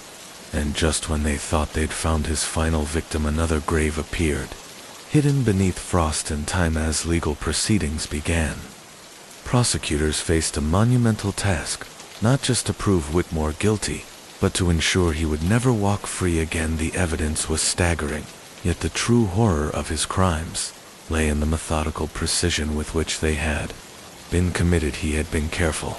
He selected his victims from society's margins, transients, young travelers, people no one was expecting home. He preyed from the shadows, invisible, unnoticed. The trial became one of the most publicized in Michigan's history. Journalists from across the country swarmed into Traverse City, desperate to understand how such a man could live among neighbors for so long, unnoticed. The townspeople, once proud to call him a local businessman, now avoided even saying his name. Some refused to believe it, clinging to the fantasy that police had made a mistake. But as the prosecution presented their case, and page after page of Whitmore's journals were read aloud, denial crumbled. They were cold, meticulous. Each journal entry recorded not just the abduction, but the victim's last breath. He documented their screams, their pleas, their silence, and never once expressed remorse to Whitmore. It wasn't murder, it was routine, grotesque necessity, a ritual he had perfected. When the jury returned with their verdict, there was no hesitation. Guilty on all counts, as the judge sentenced him to life without the possibility of parole. The courtroom remained still, no cheers, no cries of relief, only the heavy silence of a deeper, colder truth. Whitmore had won, not in the sense of escaping punishment, but in the fact that he had taken his secrets with him somewhere in the forests of Michigan. More victims waited, unnamed, unfound, their stories buried beneath snow and time. And in his cell that night, staring at the blank walls that would be his home forever, a faint smile crept across Whitmore's lips, because he knew something no one else did. There were still more, and they would never find them. Months passed since his sentencing, but Traverse City remained frozen in unease. Whitmore was behind bars, but it wasn't enough. Justice had been served, but it hadn't healed. There were still too many missing police, kept searching. They combed every acre of woodland-dredged lakes, followed every loose thread buried in the gaps of writings, but it was no use. The trail had grown cold. It was as if he had planned it that way, leaving behind just enough evidence to implicate himself, but never enough to close the book. He hadn't just committed murder, he had orchestrated a legacy of suffering in time. Traverse City tried to move on. Businesses reopened, schools resumed, but the shadow lingered. Some families would never get closure. They would never find their children's remains. They would never bury their dead near Whitmore's old hardware store.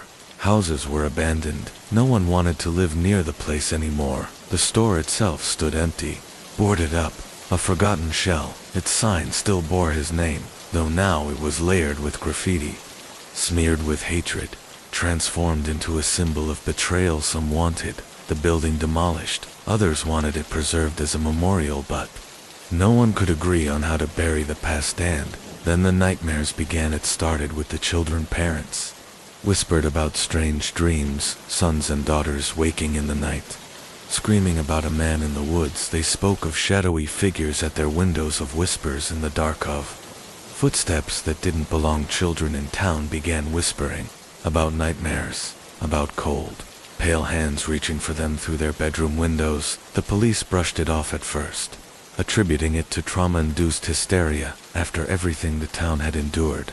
It wasn't surprising that fear might start to shape itself in strange ways, but then the adults started seeing things too. Some claimed they saw Samuel Whitmore, his gaunt, ghostly figure walking the streets after dark, peering out from alleyways, his sunken eyes watching silently from the shadows. Others reported hearing soft, pleading voices near the old hardware store, voices that seemed to come from beneath the ground, like the dead were trying to speak still. Law enforcement chalked it up to mass paranoia, until one officer saw something he couldn't explain. It was well past midnight. He was on routine patrol when he spotted a figure standing near the edge of the woods, not far from former property. Assuming it was a trespasser, he pulled over and stepped out, flashlight in hand. The figure didn't move. It stood perfectly still, half shrouded by Teresa. Officer called out, identifying himself. No response as he approached, heart thudding. The beam of his flashlight finally caught the man's face, and for a moment the world tilted. It was Samuel Whitmore Pell, a twisted smirk curling at the edges of his mouth, but that wasn't possible. Whitmore had been taken away in shackles, sentenced to life without parole. The officer had watched it happen, and yet, here he stood alive, or something close to it. The officer staggered backward, pulse hammering in his ears. He reached for his radio, but all he got was static, and then, in the blink of an eye, the figure vanished. The incident was dismissed, officially labeled a stress-induced hallucination, but soon, more reports came in. Whitmore's face, seen staring from the windows of abandoned homes, footsteps heard behind people walking alone at night, only for them to turn and find no one. Unease swept through the town. Like wildfire, doors were locked before dusk. Streets emptied faster. Whispers filled the silence. Some believed Whitmore had died in prison and returned to haunt the town. Others thought he had left behind something darker, an evil presence that had outlived him. But a few floated a theory far more terrifying. What if he hadn't acted alone? The idea wasn't new. Police had briefly considered it during the original investigation, but no evidence had ever surfaced to suggest an accomplice. Still, the thought lingered. It would explain the sightings, the voices, the lingering sense that even though Whitmore was behind bars, the horror wasn't over. Then came the discovery that shattered the silence. A group of hikers, unfamiliar with the town's tragic history, wandered deep into the woods following an old, overgrown path. They planned to camp for the night, but as they searched for a clearing, one of them stumbled upon something half buried in the dirt. A rusted metal box. Inside were photographs, dozens of them, faces, bodies, victims. But these weren't the photos found during Whitmore's arrest. These were new, different angles, different settings. Some featured people who had never been identified. Others weren't on any missing persons list. At Ulat, the bottom of the box, Scrawled in Whitmore's unmistakable handwriting was a single, chilling message. You will never know how deep this goes. The hikers contacted police immediately, within hours. The woods were crawling with investigators. The box was taken in as evidence. Forensic teams analyzed the photos, but no other clues were found. No. Remains no trail to follow, just silence. Had Whitmore hidden the box before his arrest? Or had someone else placed it there after he was already behind bars? The implications were devastating. If those victims were real, and everything suggested they were, then Whitmore's crimes hadn't ended with his arrest. Someone else had continued them. The FBI returned behavioral analysts were brought back in old interviews. Crime scene photos and recorded statements were pored over with fresh eyes. Local detectives retraced their original steps, revisiting every location connected to Whitmore, hoping, praying, they had missed something. Weeks past, investigators interviewed former employees of Whitmore's hardware store. They tracked down old customers, neighbors, even distant relatives, anyone who might have had insight.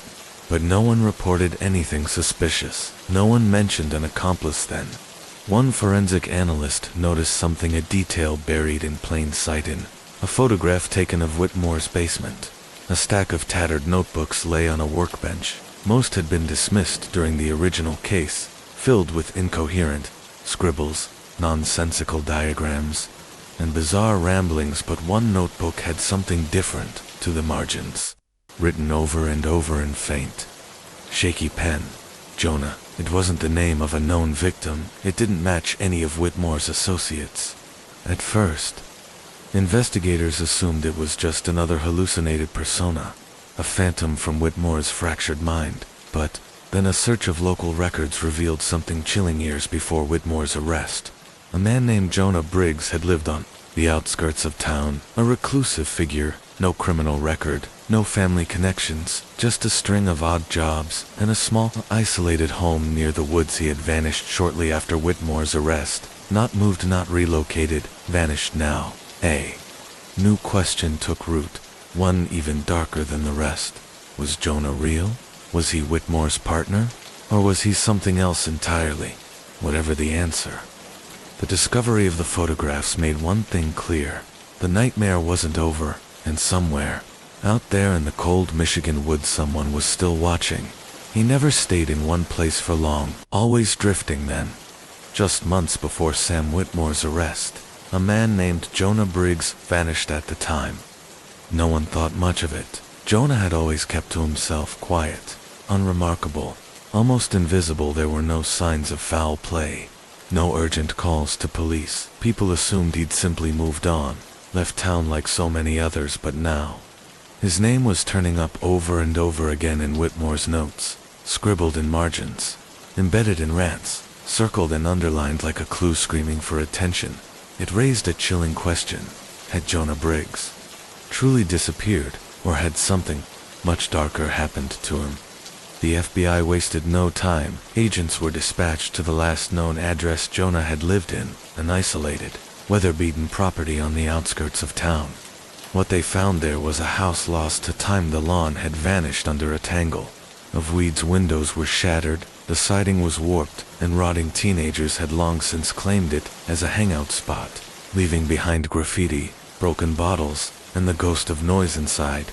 The house was silent. Dust blanketed every surface. Yellowed newspapers lay untouched on the kitchen counter. It was like stepping into a sealed memory, untouched, undisturbed, dead. But in the basement, they found something else carved into the concrete walls were symbols deep, jagged marks gouged into stone by something sharp. They weren't words, not in any known language, just chaotic, angry etchings layered over one another, again and again, as if someone had spent days, maybe weeks, obsessively carving them. And in the center of the room stood a single wooden chair. Old worn ropes still dangled from its arms and legs.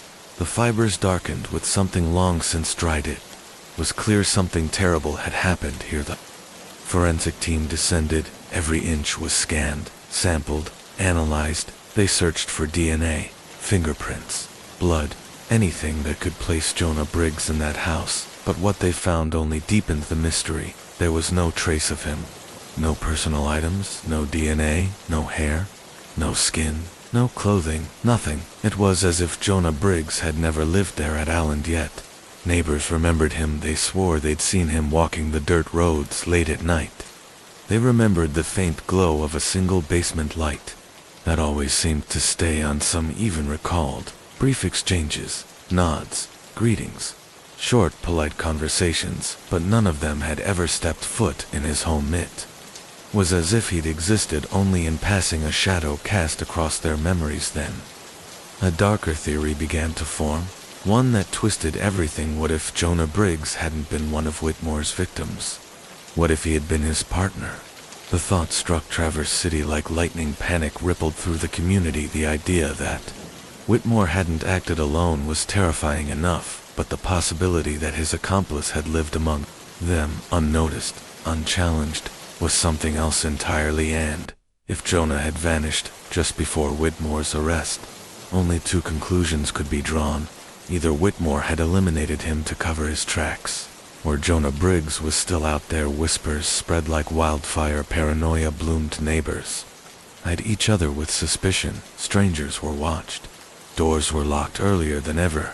Security systems were installed on homes that had never needed them. Then came the letter. No return address, no fingerprints, no clues. It arrived at the local police station, slipped silently into the Daily Mail without fanfare. Inside the envelope, just one sheet of paper, and on it, 5 words, written in dark, jagged ink.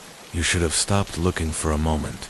The precinct fell into stunned silence. The handwriting was wild, the ink smeared in places, rushed, almost frantic, but it wasn't Whitmore's handwriting, and didn't match anything on record for Jonah Briggs. Either whoever had written it was someone else entirely, a ghost. Watching, the FBI launched a full forensic investigation. They tested the envelope, the ink, the paper, hoping to find some trace of the sender. Agents pored over surveillance footage from nearby buildings, looking for someone, anyone, who might have dropped it off. But there was nothing. No figure caught on tape, no car idling nearby, no delivery caught by security cameras. It was as if the letter had simply appeared from nowhere. Then something even more chilling happened. Another letter arrived, but this time, it wasn't sent to the police. It was delivered by hand to the home of Officer Derek Holloway, one of the original investigators on the Whitmore case, a seasoned cop, a man who'd seen horrors most people couldn't imagine. And yet, this shook him to his core. He found it sitting on his doorstep as he came home from his shift. Plain white envelope, no postage, no markings inside. Another message, same handwriting, same jagged ink. Do you really want to know? For the first time in his career, Holloway felt something unfamiliar settle over him.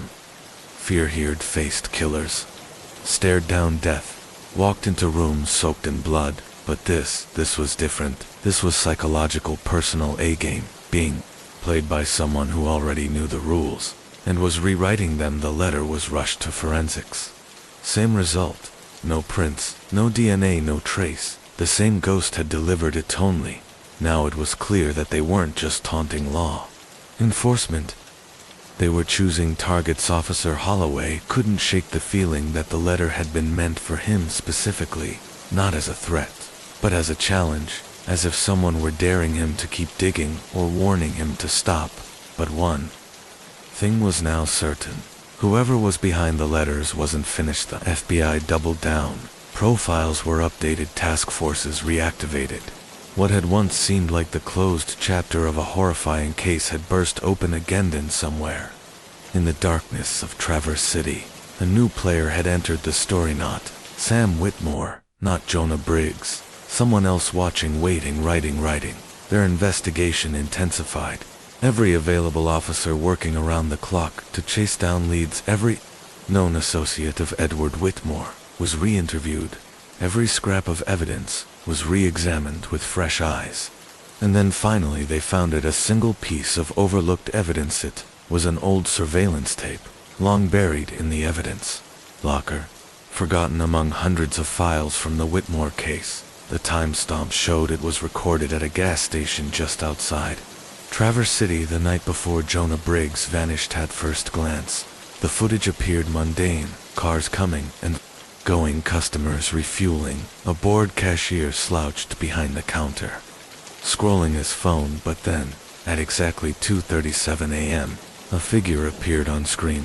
Jonah Briggs. He was alone, a hoodie pulled up over his head, partially obscuring his face. He walked up to the ATM, withdrew a small amount of cash, and headed toward the convenience store. But just before stepping inside, he stopped and turned the camera. Only caught his profile, but the fear in his eyes was unmistakable. He knew he was being watched. Seconds later, another figure entered the frame, a man, tall, thin, dressed in dark clothing. His face was never clearly visible, always just outside the camera's field of view. He followed Jonah into the store. The footage continued for several minutes.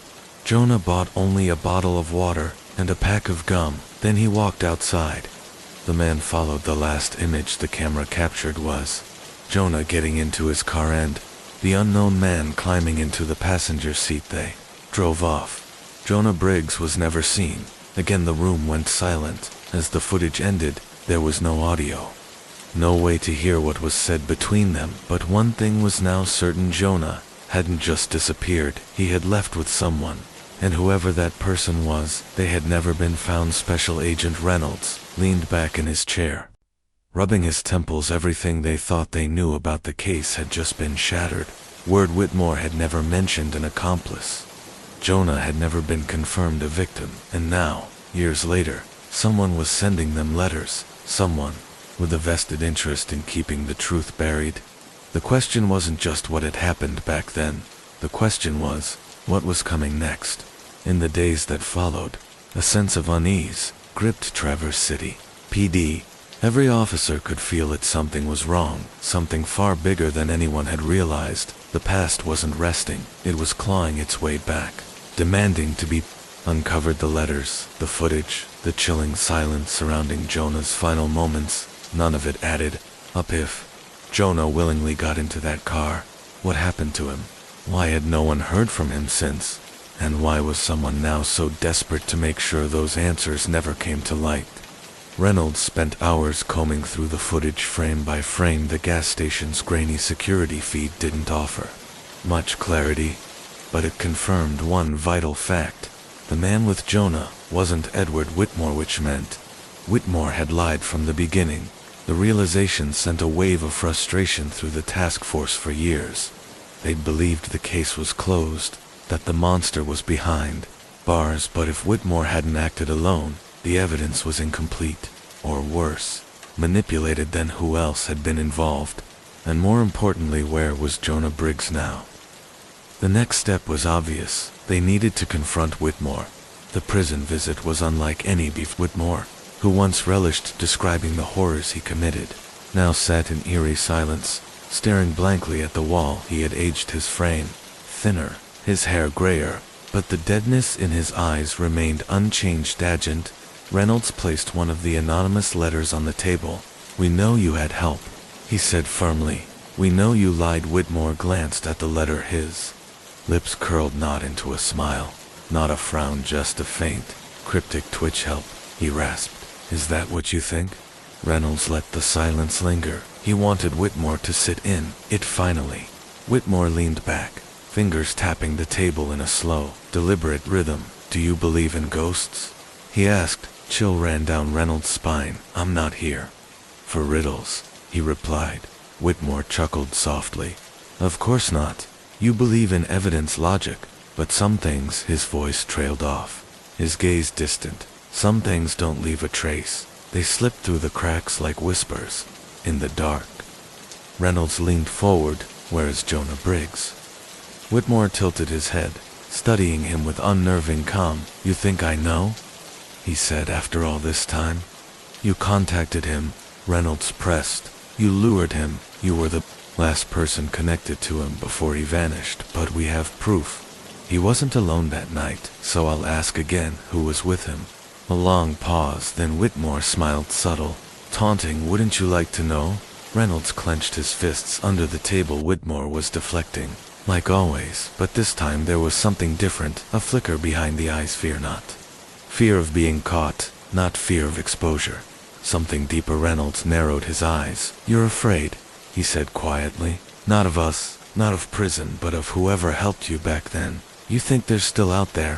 Whitmore's smile wavered just for a second, then, in a low voice, he leaned forward. If you dig too deep, you won't like what you find. Reynolds didn't flinch. I don't scare easy. No.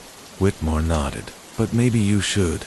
The visit yielded no answers, only more questions, but Reynolds left with something more disturbing than a confession, a feeling, a cold, creeping certainty that whatever had happened to Jonah Briggs, whatever truth Whitmore had buried, it was far worse than they'd ever imagined, and someone, somewhere, was still watching, still waiting, and they weren't finished. He had no birth certificate, no employment record, no family to trace. What Bobby Calloway did have was the uncanny ability to vanish for years.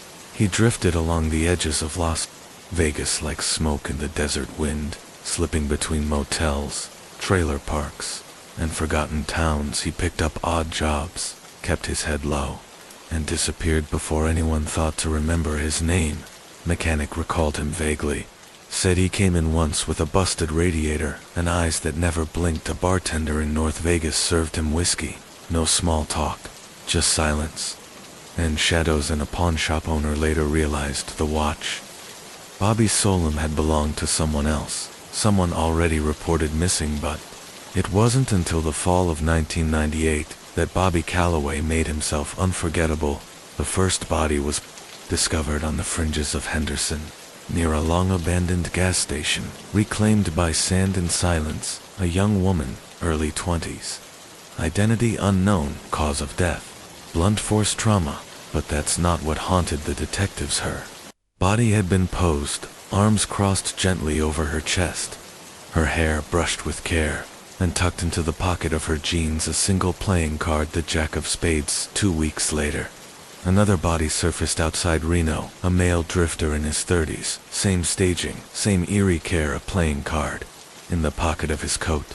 The Queen of Hearts. This wasn't random, it wasn't impulsive, it was ritual. A methodical killer was on the move, leaving behind a trail of cryptic calling cards. Literally, the media, hungry for a headline, gave him a name that stuck, the Blackjack Butcher. But Bobby Calloway wasn't always Bobby Calloway. Over the years, he had gone by Paul Anderson, Jimmy Redfield, Marcus. Theme names like masks, discarded as easily as motel receipts. But Bobby was the alias he'd worn the longest, the one he'd been using when he first stepped into Nevada, a state that promised anonymity for those who knew how to disappear, from the dusty highways of Elko to the neon pulse of downtown Vegas. His crimes stretched across the state like bloodstains on a forgotten map. The victims shared no common lifestyle, profession, or physical type.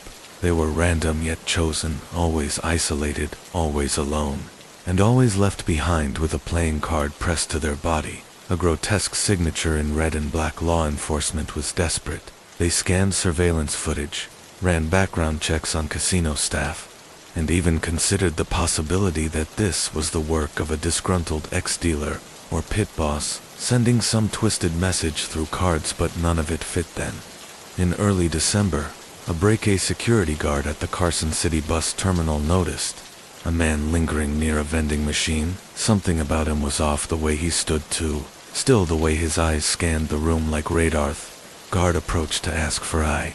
The man turned, and that's when he saw it, a flash of white and red peeking from his jacket pocket, the king of diamonds. By the time police arrived, the man was gone, but for the first time, they had his face captured on grainy footage as he slipped out the back exit into the cold night air. A lean man in his mid-40s, graying at the temples, eyes that burned with quiet calculation.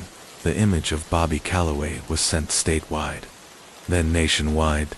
But even with every law enforcement agency watching, he vanished again.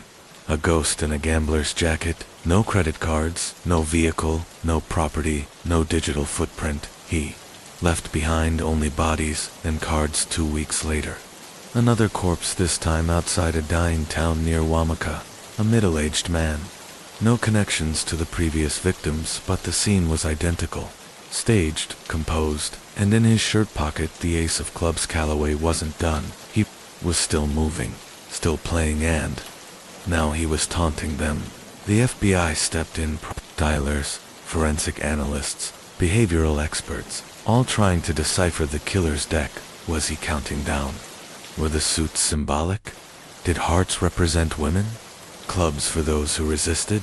Spades for the unlucky? There was no clear pattern, no logic that fit tonally. One thing was certain. His victims were all vulnerable, all alone, and all used as pieces in a game that only he understood. Panic began to ripple through. Nevada travelers refused to hitchhike, people avoided truck stops in dimly lit streets. Even casinos started checking their decks more carefully, half expecting a card to show up soaked in blood. But Bobby Calloway didn't hunt where people were alert. He thrived where no one looked. Forgotten trailer parks, deserted gas stations, shadowy bus depots, and nameless motels with peeling paint and no cameras. He lived between the cracks of civilization, a predator by instinct, a drifter by design. Investigators began anticipating his next move, deploying undercover officers along key transit routes and planting surveillance at known transient hotspots. And then, just when they thought they were closing in, he changed. The Game A letter arrived at Nevada State Police headquarters. No return address, no fingerprints, no DNA inside. One item, a single playing card, the Joker. No body, no message, just a silent, cold reminder. He was watching them, and he was still winning. Case 5. Bobby Calloway, the card dealer of death. The FBI had seen killers taunt them before. Letters, symbols, games, but Bobby Calloway was different. He didn't just mock law enforcement. He controlled them. Every message, every body, every move. It was as if he were orchestrating a symphony of violence, with the task force as his captive audience and the centerpiece of his twisted performance. A playing card that Joker agents pored over it obsessively, hoping for a clue, a fiber, a smudge of ink, a traceable watermark. But Bobby had left nothing behind. It wasn't carelessness they were dealing with. It was precision. Profilers debated its meaning. Was it a warning, a pivot in his pattern, or something worse, a declaration of victory? Then, before they could agree on what the Joker meant, the next card appeared on Lee. This time, it wasn't left at a crime scene. It was tucked into the uniform of one of their own. Deputy Marshal Greg Stanton had been tracking Bobby for weeks. The night he vanished, he told his wife he was heading to a nearby diner. He never made it. His patrol car was found abandoned in a vacant lot near Reno. The driver's side door stood wide open. There were no signs of a struggle. Greg's body was discovered a mile away, propped up against a rusted billboard. His firearm was untouched in its holster and slipped into the front pocket of his uniform. The King of Hearts. There was no ambiguity. This wasn't random. This was personal. Bobby had watched them, stalked them, selected one of their own, and with the King of Hearts, he sent a chilling message. I know you, I see you, I can reach you. Panic turned to desperation. The investigation exploded in scope. Roadblocks sprang up across the state. The governor authorized emergency surveillance measures. Officers canvassed every hotel, gas station, and diner. In a 100-mile radius, federal databases were combed, highways patrolled night and day. But Bobby Calloway was still a ghost, till finally, a crack-tired motel clerk in Elko, Nevada, reported seeing a man who matched Bobby's description, paid in cash, no ID, checked in under a false name, and vanished by morning. But he made a mistake. Left behind in the motel's ashtray was a single cigarette. Forensics ran the DNA. The match came back in 12 hours. Robert Calloway, born 1979, raised in rural Montana, arrested twice as a teen for petty theft after age 23. He vanished from all official records. No employment history, no family, no digital footprint. It was as if he'd erased himself on purpose. But now, investigators had something tangible. A name, a past, and a path. They retraced his movements, plotted every crime scene, connected every card. It wasn't random. Bobby was moving with purpose. cutting a jagged trail through forgotten towns and abandoned highways like a knife across the map. This wasn't just about murder, it was about momentum. Then, another break. A gas station surveillance tape from a small town outside Illy. A man, partially obscured by a hood, bought supplies, canned food, fuel. A map. His movements were deliberate, but there was a crack in his armor. His hands trembled, his eyes scanned the corners. He knew the walls were closing in. The time stamp placed him there just 24 hours before Greg Stanton's body was found. Bobby wasn't running, he was preparing. What for? They didn't know yet, but something was building. Investigators dug deeper into his past and found the answer in a ghost town long buried by time, an old mining settlement deep in the Nevada desert. Desolate, empty, forgotten but not too. Bobby records showed a dilapidated property registered under his late mother's name, a small house on the outskirts. Left to decay after her death, it was more than just a birthplace. It was a return point, a phenomenon. That's when it clicked. Bobby Calloway hadn't just been heading somewhere, he had been circling back. The raid team moved fast under cover of night.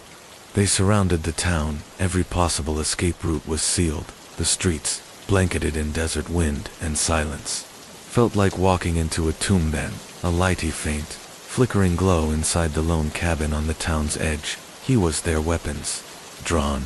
Agents moved in. No one spoke, no one blinked. They expected resistance, a gunfight, maybe a trap, but what they found inside was something else entirely. The walls were papered with news clippings, each article about his own crimes, marked with red ink, victim photos connected by string, forming a spiderweb that centered on one image. His own face. On the table sat a single deck of cards. Fanned out, the Joker was on top, staring up with that same twisted grin.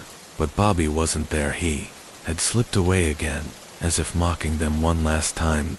The cabin wasn't a hideout, it was a message, a theater stage, a final act. He had planned everything right down to the moment he vanished. And even now, years later, the image still haunts those who stood in that room.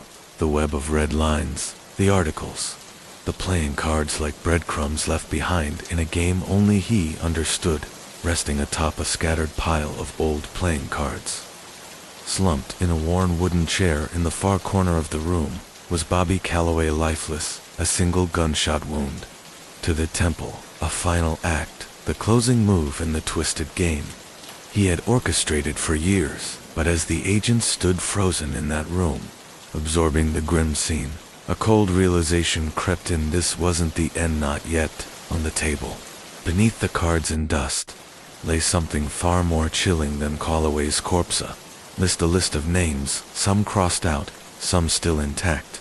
And beside each name, a date, a time marked with precision.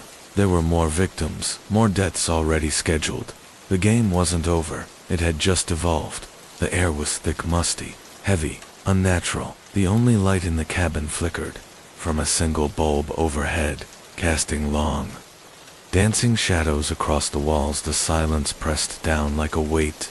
Bobby's head tilted slightly to the side, a dark trail of blood seeping from his temple. His right hand still gripped the revolver, punctuation mark at the end of a violent symphony he'd been composing for decades. But the true horror wasn't Bobby's body, it was what he left behind.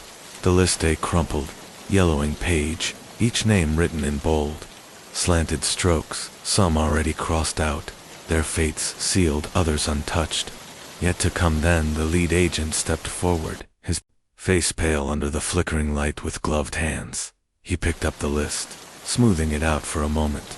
The names blurred, but then one leaped off the page, a name that didn't belong, a name that made his blood run cold.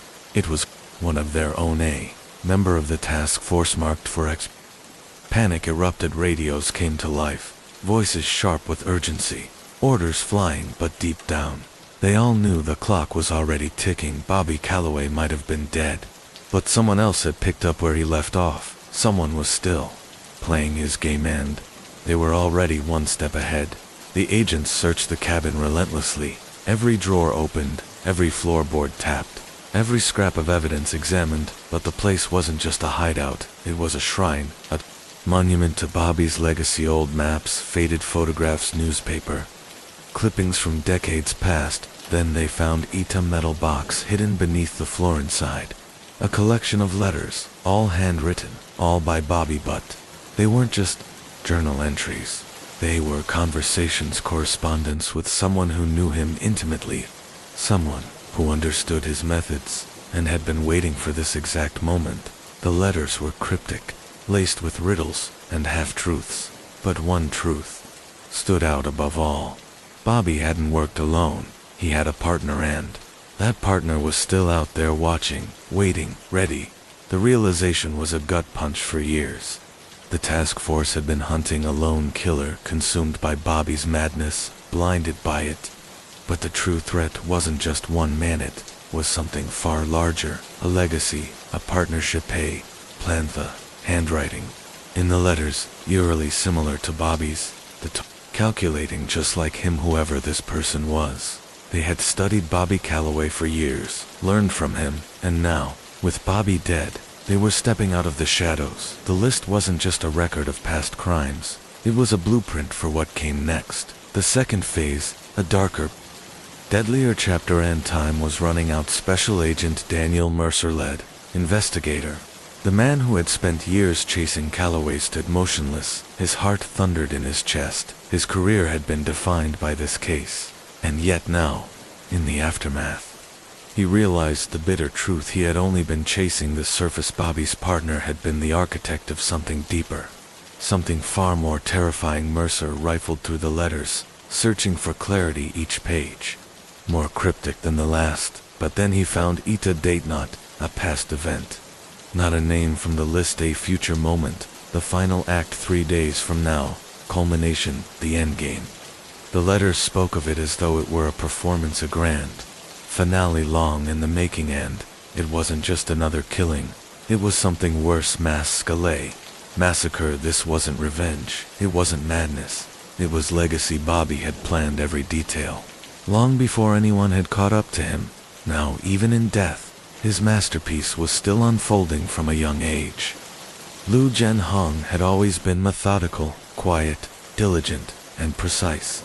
He applied himself to every task without complaint. As a child, he showed a particular aptitude for mathematics, but instead of pursuing higher education, he found his way into the complex and often overlooked world of logistics, an industry that powered China's vast manufacturing empire. By his mid-30s, Lu had risen to the role of mid-level manager at a prominent shipping company, overseeing the movement of goods across the country and beyond. To his colleagues, he was unremarkable, just another cog in the massive machine that kept the economy running. But behind that quiet exterior lay something far more dangerous. Over the years, Lu had developed a near-obsessive understanding of China's supply chain. He knew exactly how shipments moved, where security was weakest, and how to alter digital records without raising suspicion. He knew which ports were loosely monitored, and which warehouses went unchecked. His mind, always calculating, absorbed every flaw in the system like a sponge. Then, in 2012, he saw an opportunity, one that would evolve into the largest criminal operation in China's modern history. It began with a single container. A shipment of consumer electronics arrived at the port of Tianjin, en route to European markets. Lu, using his network of discreet contacts, arranged for the container to make an unscheduled stop at a privately owned warehouse on the outskirts of the city. The delay was brief, just a few hours. The seals were carefully removed, then reapplied. The contents, apparently untouched, but hidden inside, among the legitimate goods, was something far more sinister. Counterfeit microchips, nearly indistinguishable from the real thing. It was a masterstroke in a country that was the epicenter of global electronics manufacturing. The demand for cheaper components was insatiable. The profit margin between genuine chips and fakes was enormous. But unlike most counterfeiters, Lu didn't flood the market with obvious knockoffs. His chips were nearly perfect, flawed just enough to pass early inspections, but bound to fail over time. They began to spread: smartphones, laptops, even military-grade electronics. What started as a small side operation soon ballooned into a global empire. Lu forged partnerships with rogue factories that specialized in high-quality replicas. He paid off inspectors, bribed port officials, and built a vast web of shell companies and falsified invoices to cover his tracks. His operation extended beyond China to Russia, Southeast Asia, and even the United States. The money was staggering, and then greed took over. 2016. Lu took a step he had long avoided. He moved beyond commercial electronics and into the dangerous realm of restricted goods. One of his contacts introduced him to a shadowy syndicate looking for military-grade components for Lu. It was the ultimate challenge and the ultimate payday. He began trafficking counterfeit semiconductors, designed for critical defense applications, radar systems, missile guidance, encrypted communications. These weren't just high-stakes products, they were national security assets. The chips were failing in 2017. Reports began emerging of unexpected system failures in newly deployed military hardware. Engineers were baffled after months of analysis. They found the cause: compromised microchips, faulty components that, under stress, malfunctioned at crucial moments. Intelligence agencies took notice. The investigation moved swiftly, but quietly. Tracing the supply chain was like navigating a maze. Lu had been meticulous, but even the most careful criminals leave a trail: a misfiled invoice, a shipping discrepancy, tiny cracks in an otherwise seamless illusion. When Chinese authorities realized the scope of the damage, they launched a covert investigation. What they uncovered shook them to their core: billions of yuan laundered through offshore accounts. Defense secrets compromised international trust in Chinese exports, eroded in an instant, and all of it orchestrated by one man, who had now vanished without a trace by the time authorities moved in. Lu was gone. His bank accounts were drained, his properties abandoned, his digital footprint erased. It was as if he had disappeared into thin air. The last confirmed sighting came from a private airstrip outside Shenzhen. Surveillance footage captured a man matching Lu's description, boarding a small aircraft. Its destination unknown. The flight records had been wiped. No pilot logs, no passenger manifest. Another ghost move in a career built on shadows, but the fallout had only begun. In early 2018, reports of mysterious system failures began emerging across critical infrastructure in multiple countries. Power grids, telecommunications, transportation networks. Engineers scrambled to identify the source, and what they found led them back to the same origin: counterfeit microchips traced to factories once under Lu's control. Panic spread. Governments launched emergency audits. Corporations rushed to replace vulnerable systems, and intelligence analysts began asking the most chilling question of all: was this deliberate? Had Lu intentionally seeded sabotage into global infrastructure? Or were the consequences merely a byproduct of his greed, an unintended disaster born from cutting corners? The uncertainty was perhaps the most terrifying part. If this had been sabotage, it was genius, invisible, timed to fail years after deployment. If it was greed, it was no less dangerous. Law enforcement across multiple continents launched parallel investigations.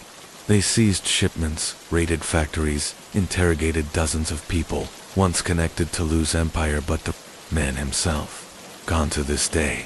His whereabouts remain unknown. Some believe he fled to Southeast Asia. Others suspect he assumed a new identity in Europe, but no confirmed sightings have emerged in years. And while his criminal empire may have collapsed, the legacy of Lu Zhenhong lives on. He exposed a vulnerability that no government or corporation can ever fully close.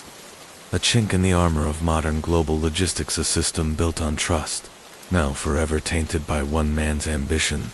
Lu didn't need an army. He didn't need violence. All he needed was knowledge, patience, and a weakness in the chain, and with that, he shook the very foundations of the modern world. Authorities across the globe remained fixated on one goal: capturing Lu Zhenhong, once a silent figure in China's vast logistics machine. Now the most wanted man on multiple continents, the Chinese government had placed him at the very top of their most wanted list. But they weren't alone. The United States, the European Union, and several Southeast Asian countries had all issued international arrest warrants, each citing a different facet of his sprawling criminal enterprise. Yet, for all their reach and resources, it was like chasing a ghost. Some intelligence circles believed Liu had slipped into South America, where influence and bribes could buy silence. Others speculated he had taken refuge in a remote village, deep within China's interior, cloaked in a new identity and protected by loyal remnants of his syndicate. A few even suggested a darker ending, that his former allies, fearing exposure, had eliminated him to bury the past. But one thing was indisputable. Though Liu's empire had fractured, it had not been destroyed, despite dozens of arrests and the collapse of several of his shell companies. Counterfeit electronics, linked to Liu's original network, continued to surface around the world. The machine he had built had not stopped, had simply evolved. Smaller, more discreet operations emerged. In his absence, these successors had learned from his downfall. They were quieter, more agile, more difficult to detect. If anything, the crackdown had made them stronger, and so, the manhunt for Liu Jinhong became something more than a pursuit of justice.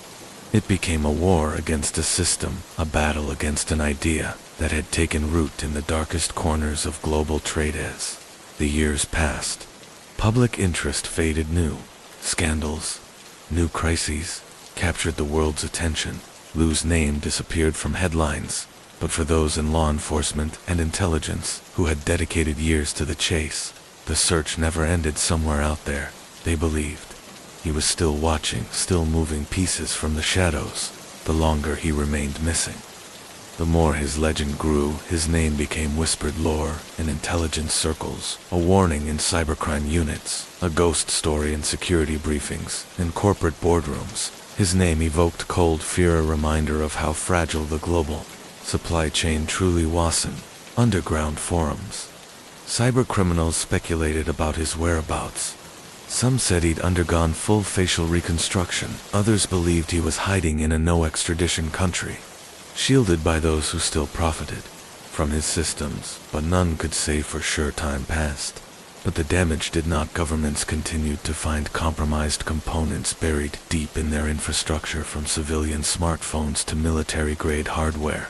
Liu's counterfeit chips had reached every level of global dependency: fighter jets, missile defense networks, and satellite systems, all running on electronics that could not be trusted. Entire contracts were scrapped. Engineers worked feverishly to audit and replace suspect components, but the sheer scale of contamination made it impossible. Cybersecurity teams feared the worst, that Liu hadn't just sold flawed products, but had embedded vulnerabilities designed for future exploitation. And then, in the winter of 2025, a break finally came. A routine cybercrime raid in Bangkok turned up encrypted data from an unrelated syndicate among the thousands of seized files. A single reference triggered alarms. Jinhong clue pointed to a secure server located in one of Dubai's wealthiest districts. The messages were cryptic, but one stood out. "The old man is moving." It was the first confirmed mention of Liu Jinhong in years. Interpol, the FBI, and Chinese intelligence converged on Dubai. Undercover agents swept through luxury hotels, private villas, and elite financial institutions. They traced bank accounts, monitored encrypted communications, and scoured flight records. But Liu was careful.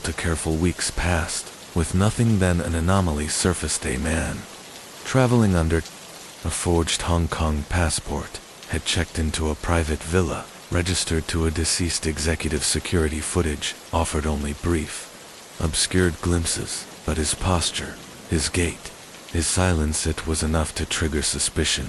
He left no digital footprint, no phone calls, no public Wi-Fi. His movements were surgical. Whoever he was, he had learned from every mistake, but he hadn't accounted for one thing: the persistence of those hunting him. Operatives devised a trap disguised as wealthy investors.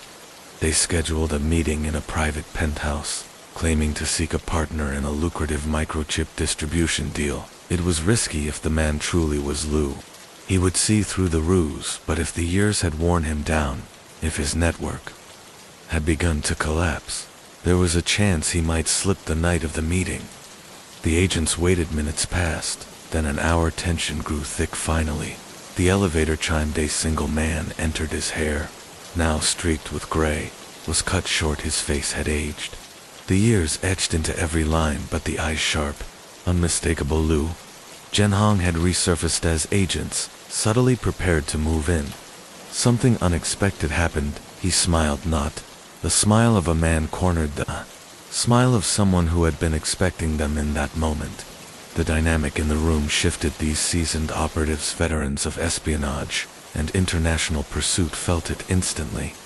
Lu wasn't caught, he was ready, and somewhere beneath that knowing smile, behind the practiced stillness of his expression, one chilling truth began to take shape. Lu Zhenhong had never been hiding. He had been waiting. The look on his face wasn't fear. It wasn't the expression of a man backed into a corner. It was something else entirely, a warning in the heavy silence that followed. Lu Zhenhong reached slowly into his jacket. Every agent in the room stiffened, hands inching toward their weapons, but Lu wasn't reaching for a gun. Instead, he drew out a small, polished device no bigger than a cigarette case. With a casual flick of his fingers, he slid it across the table. It stopped perfectly in the center, catching the shimmer of the chandelier overhead. I believe, Lu said, his voice smooth as silk. This is what you've been looking for. It was the first time he'd spoken in nearly a decade, and the sound of it sent an unnatural chill through the room. One agent hesitated, then stepped forward carefully. He picked up the object's leak, cold, unmarked. It had no branding, no ports, just a single biometric scanner on the side, the kind of tech that, officially, didn't exist. The agents exchanged glances, wary. They knew better than to activate it, not without full containment. Lu just leaned back and clasped his hands together, the faintest trace of amusement on his face. You have no idea how deep this goes, he said quietly. All this time, you've been chasing ghosts, following threads that led nowhere, and now, at the end of the road, you still think you've won the lead. Agent narrowed his eyes. What is this? Lu exhaled slowly, gaze sweeping the room. A key, he said, but not to the door. You think the air thickened like pressure building before a storm outside. The glittering city of Dubai stretched endlessly into the night, its skyline gleaming with impossible wealth. But inside that penthouse, the world had shifted. They had expected to find a fugitive, a man clinging to the ashes of his crumbling empire. Instead, they had found something far more dangerous, same man still in control. Silent beat passed, then one of the agents moved, sliding the device into a secure containment pouch designed to block electromagnetic signals, to isolate anything inside from the outside world. And still, Lu smiled, a slight curve of his lips, not arrogance, not defiance, confidence. You think you have me, he said softly. That's what you've believed all along, that if you followed the breadcrumbs, unraveled the web, you'd reach the center and find me waiting. He chuckled quietly and shook his head. But you never asked the only question that mattered. The lead agent tensed. And what question is that? Lu leaned forward just slightly, his voice sharpened like a blade. Who left the breadcrumbs? For the first time since they entered the room, doubt flickered across the agent's faces. Years of surveillance, dozens of operations, thousands of hours of intelligence gathering, all of it had led them here. But what if Lu hadn't been running? What if he had been leading them? The realization was dawning, slow, sickening. Then it happened. Soft buzz, faint, almost imperceptible, but every agent reacted instantly, eyes snapping to the source, the containment pouch.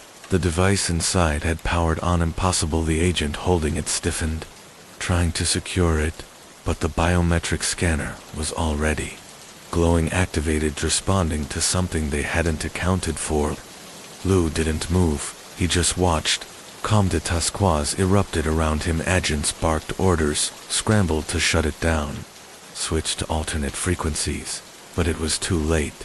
The lights overhead flickered, dimmed, then died. And outside, the entire city of Dubai went dark for the first time in its glittering history. The skyline fell silent. The darkness stretched endlessly.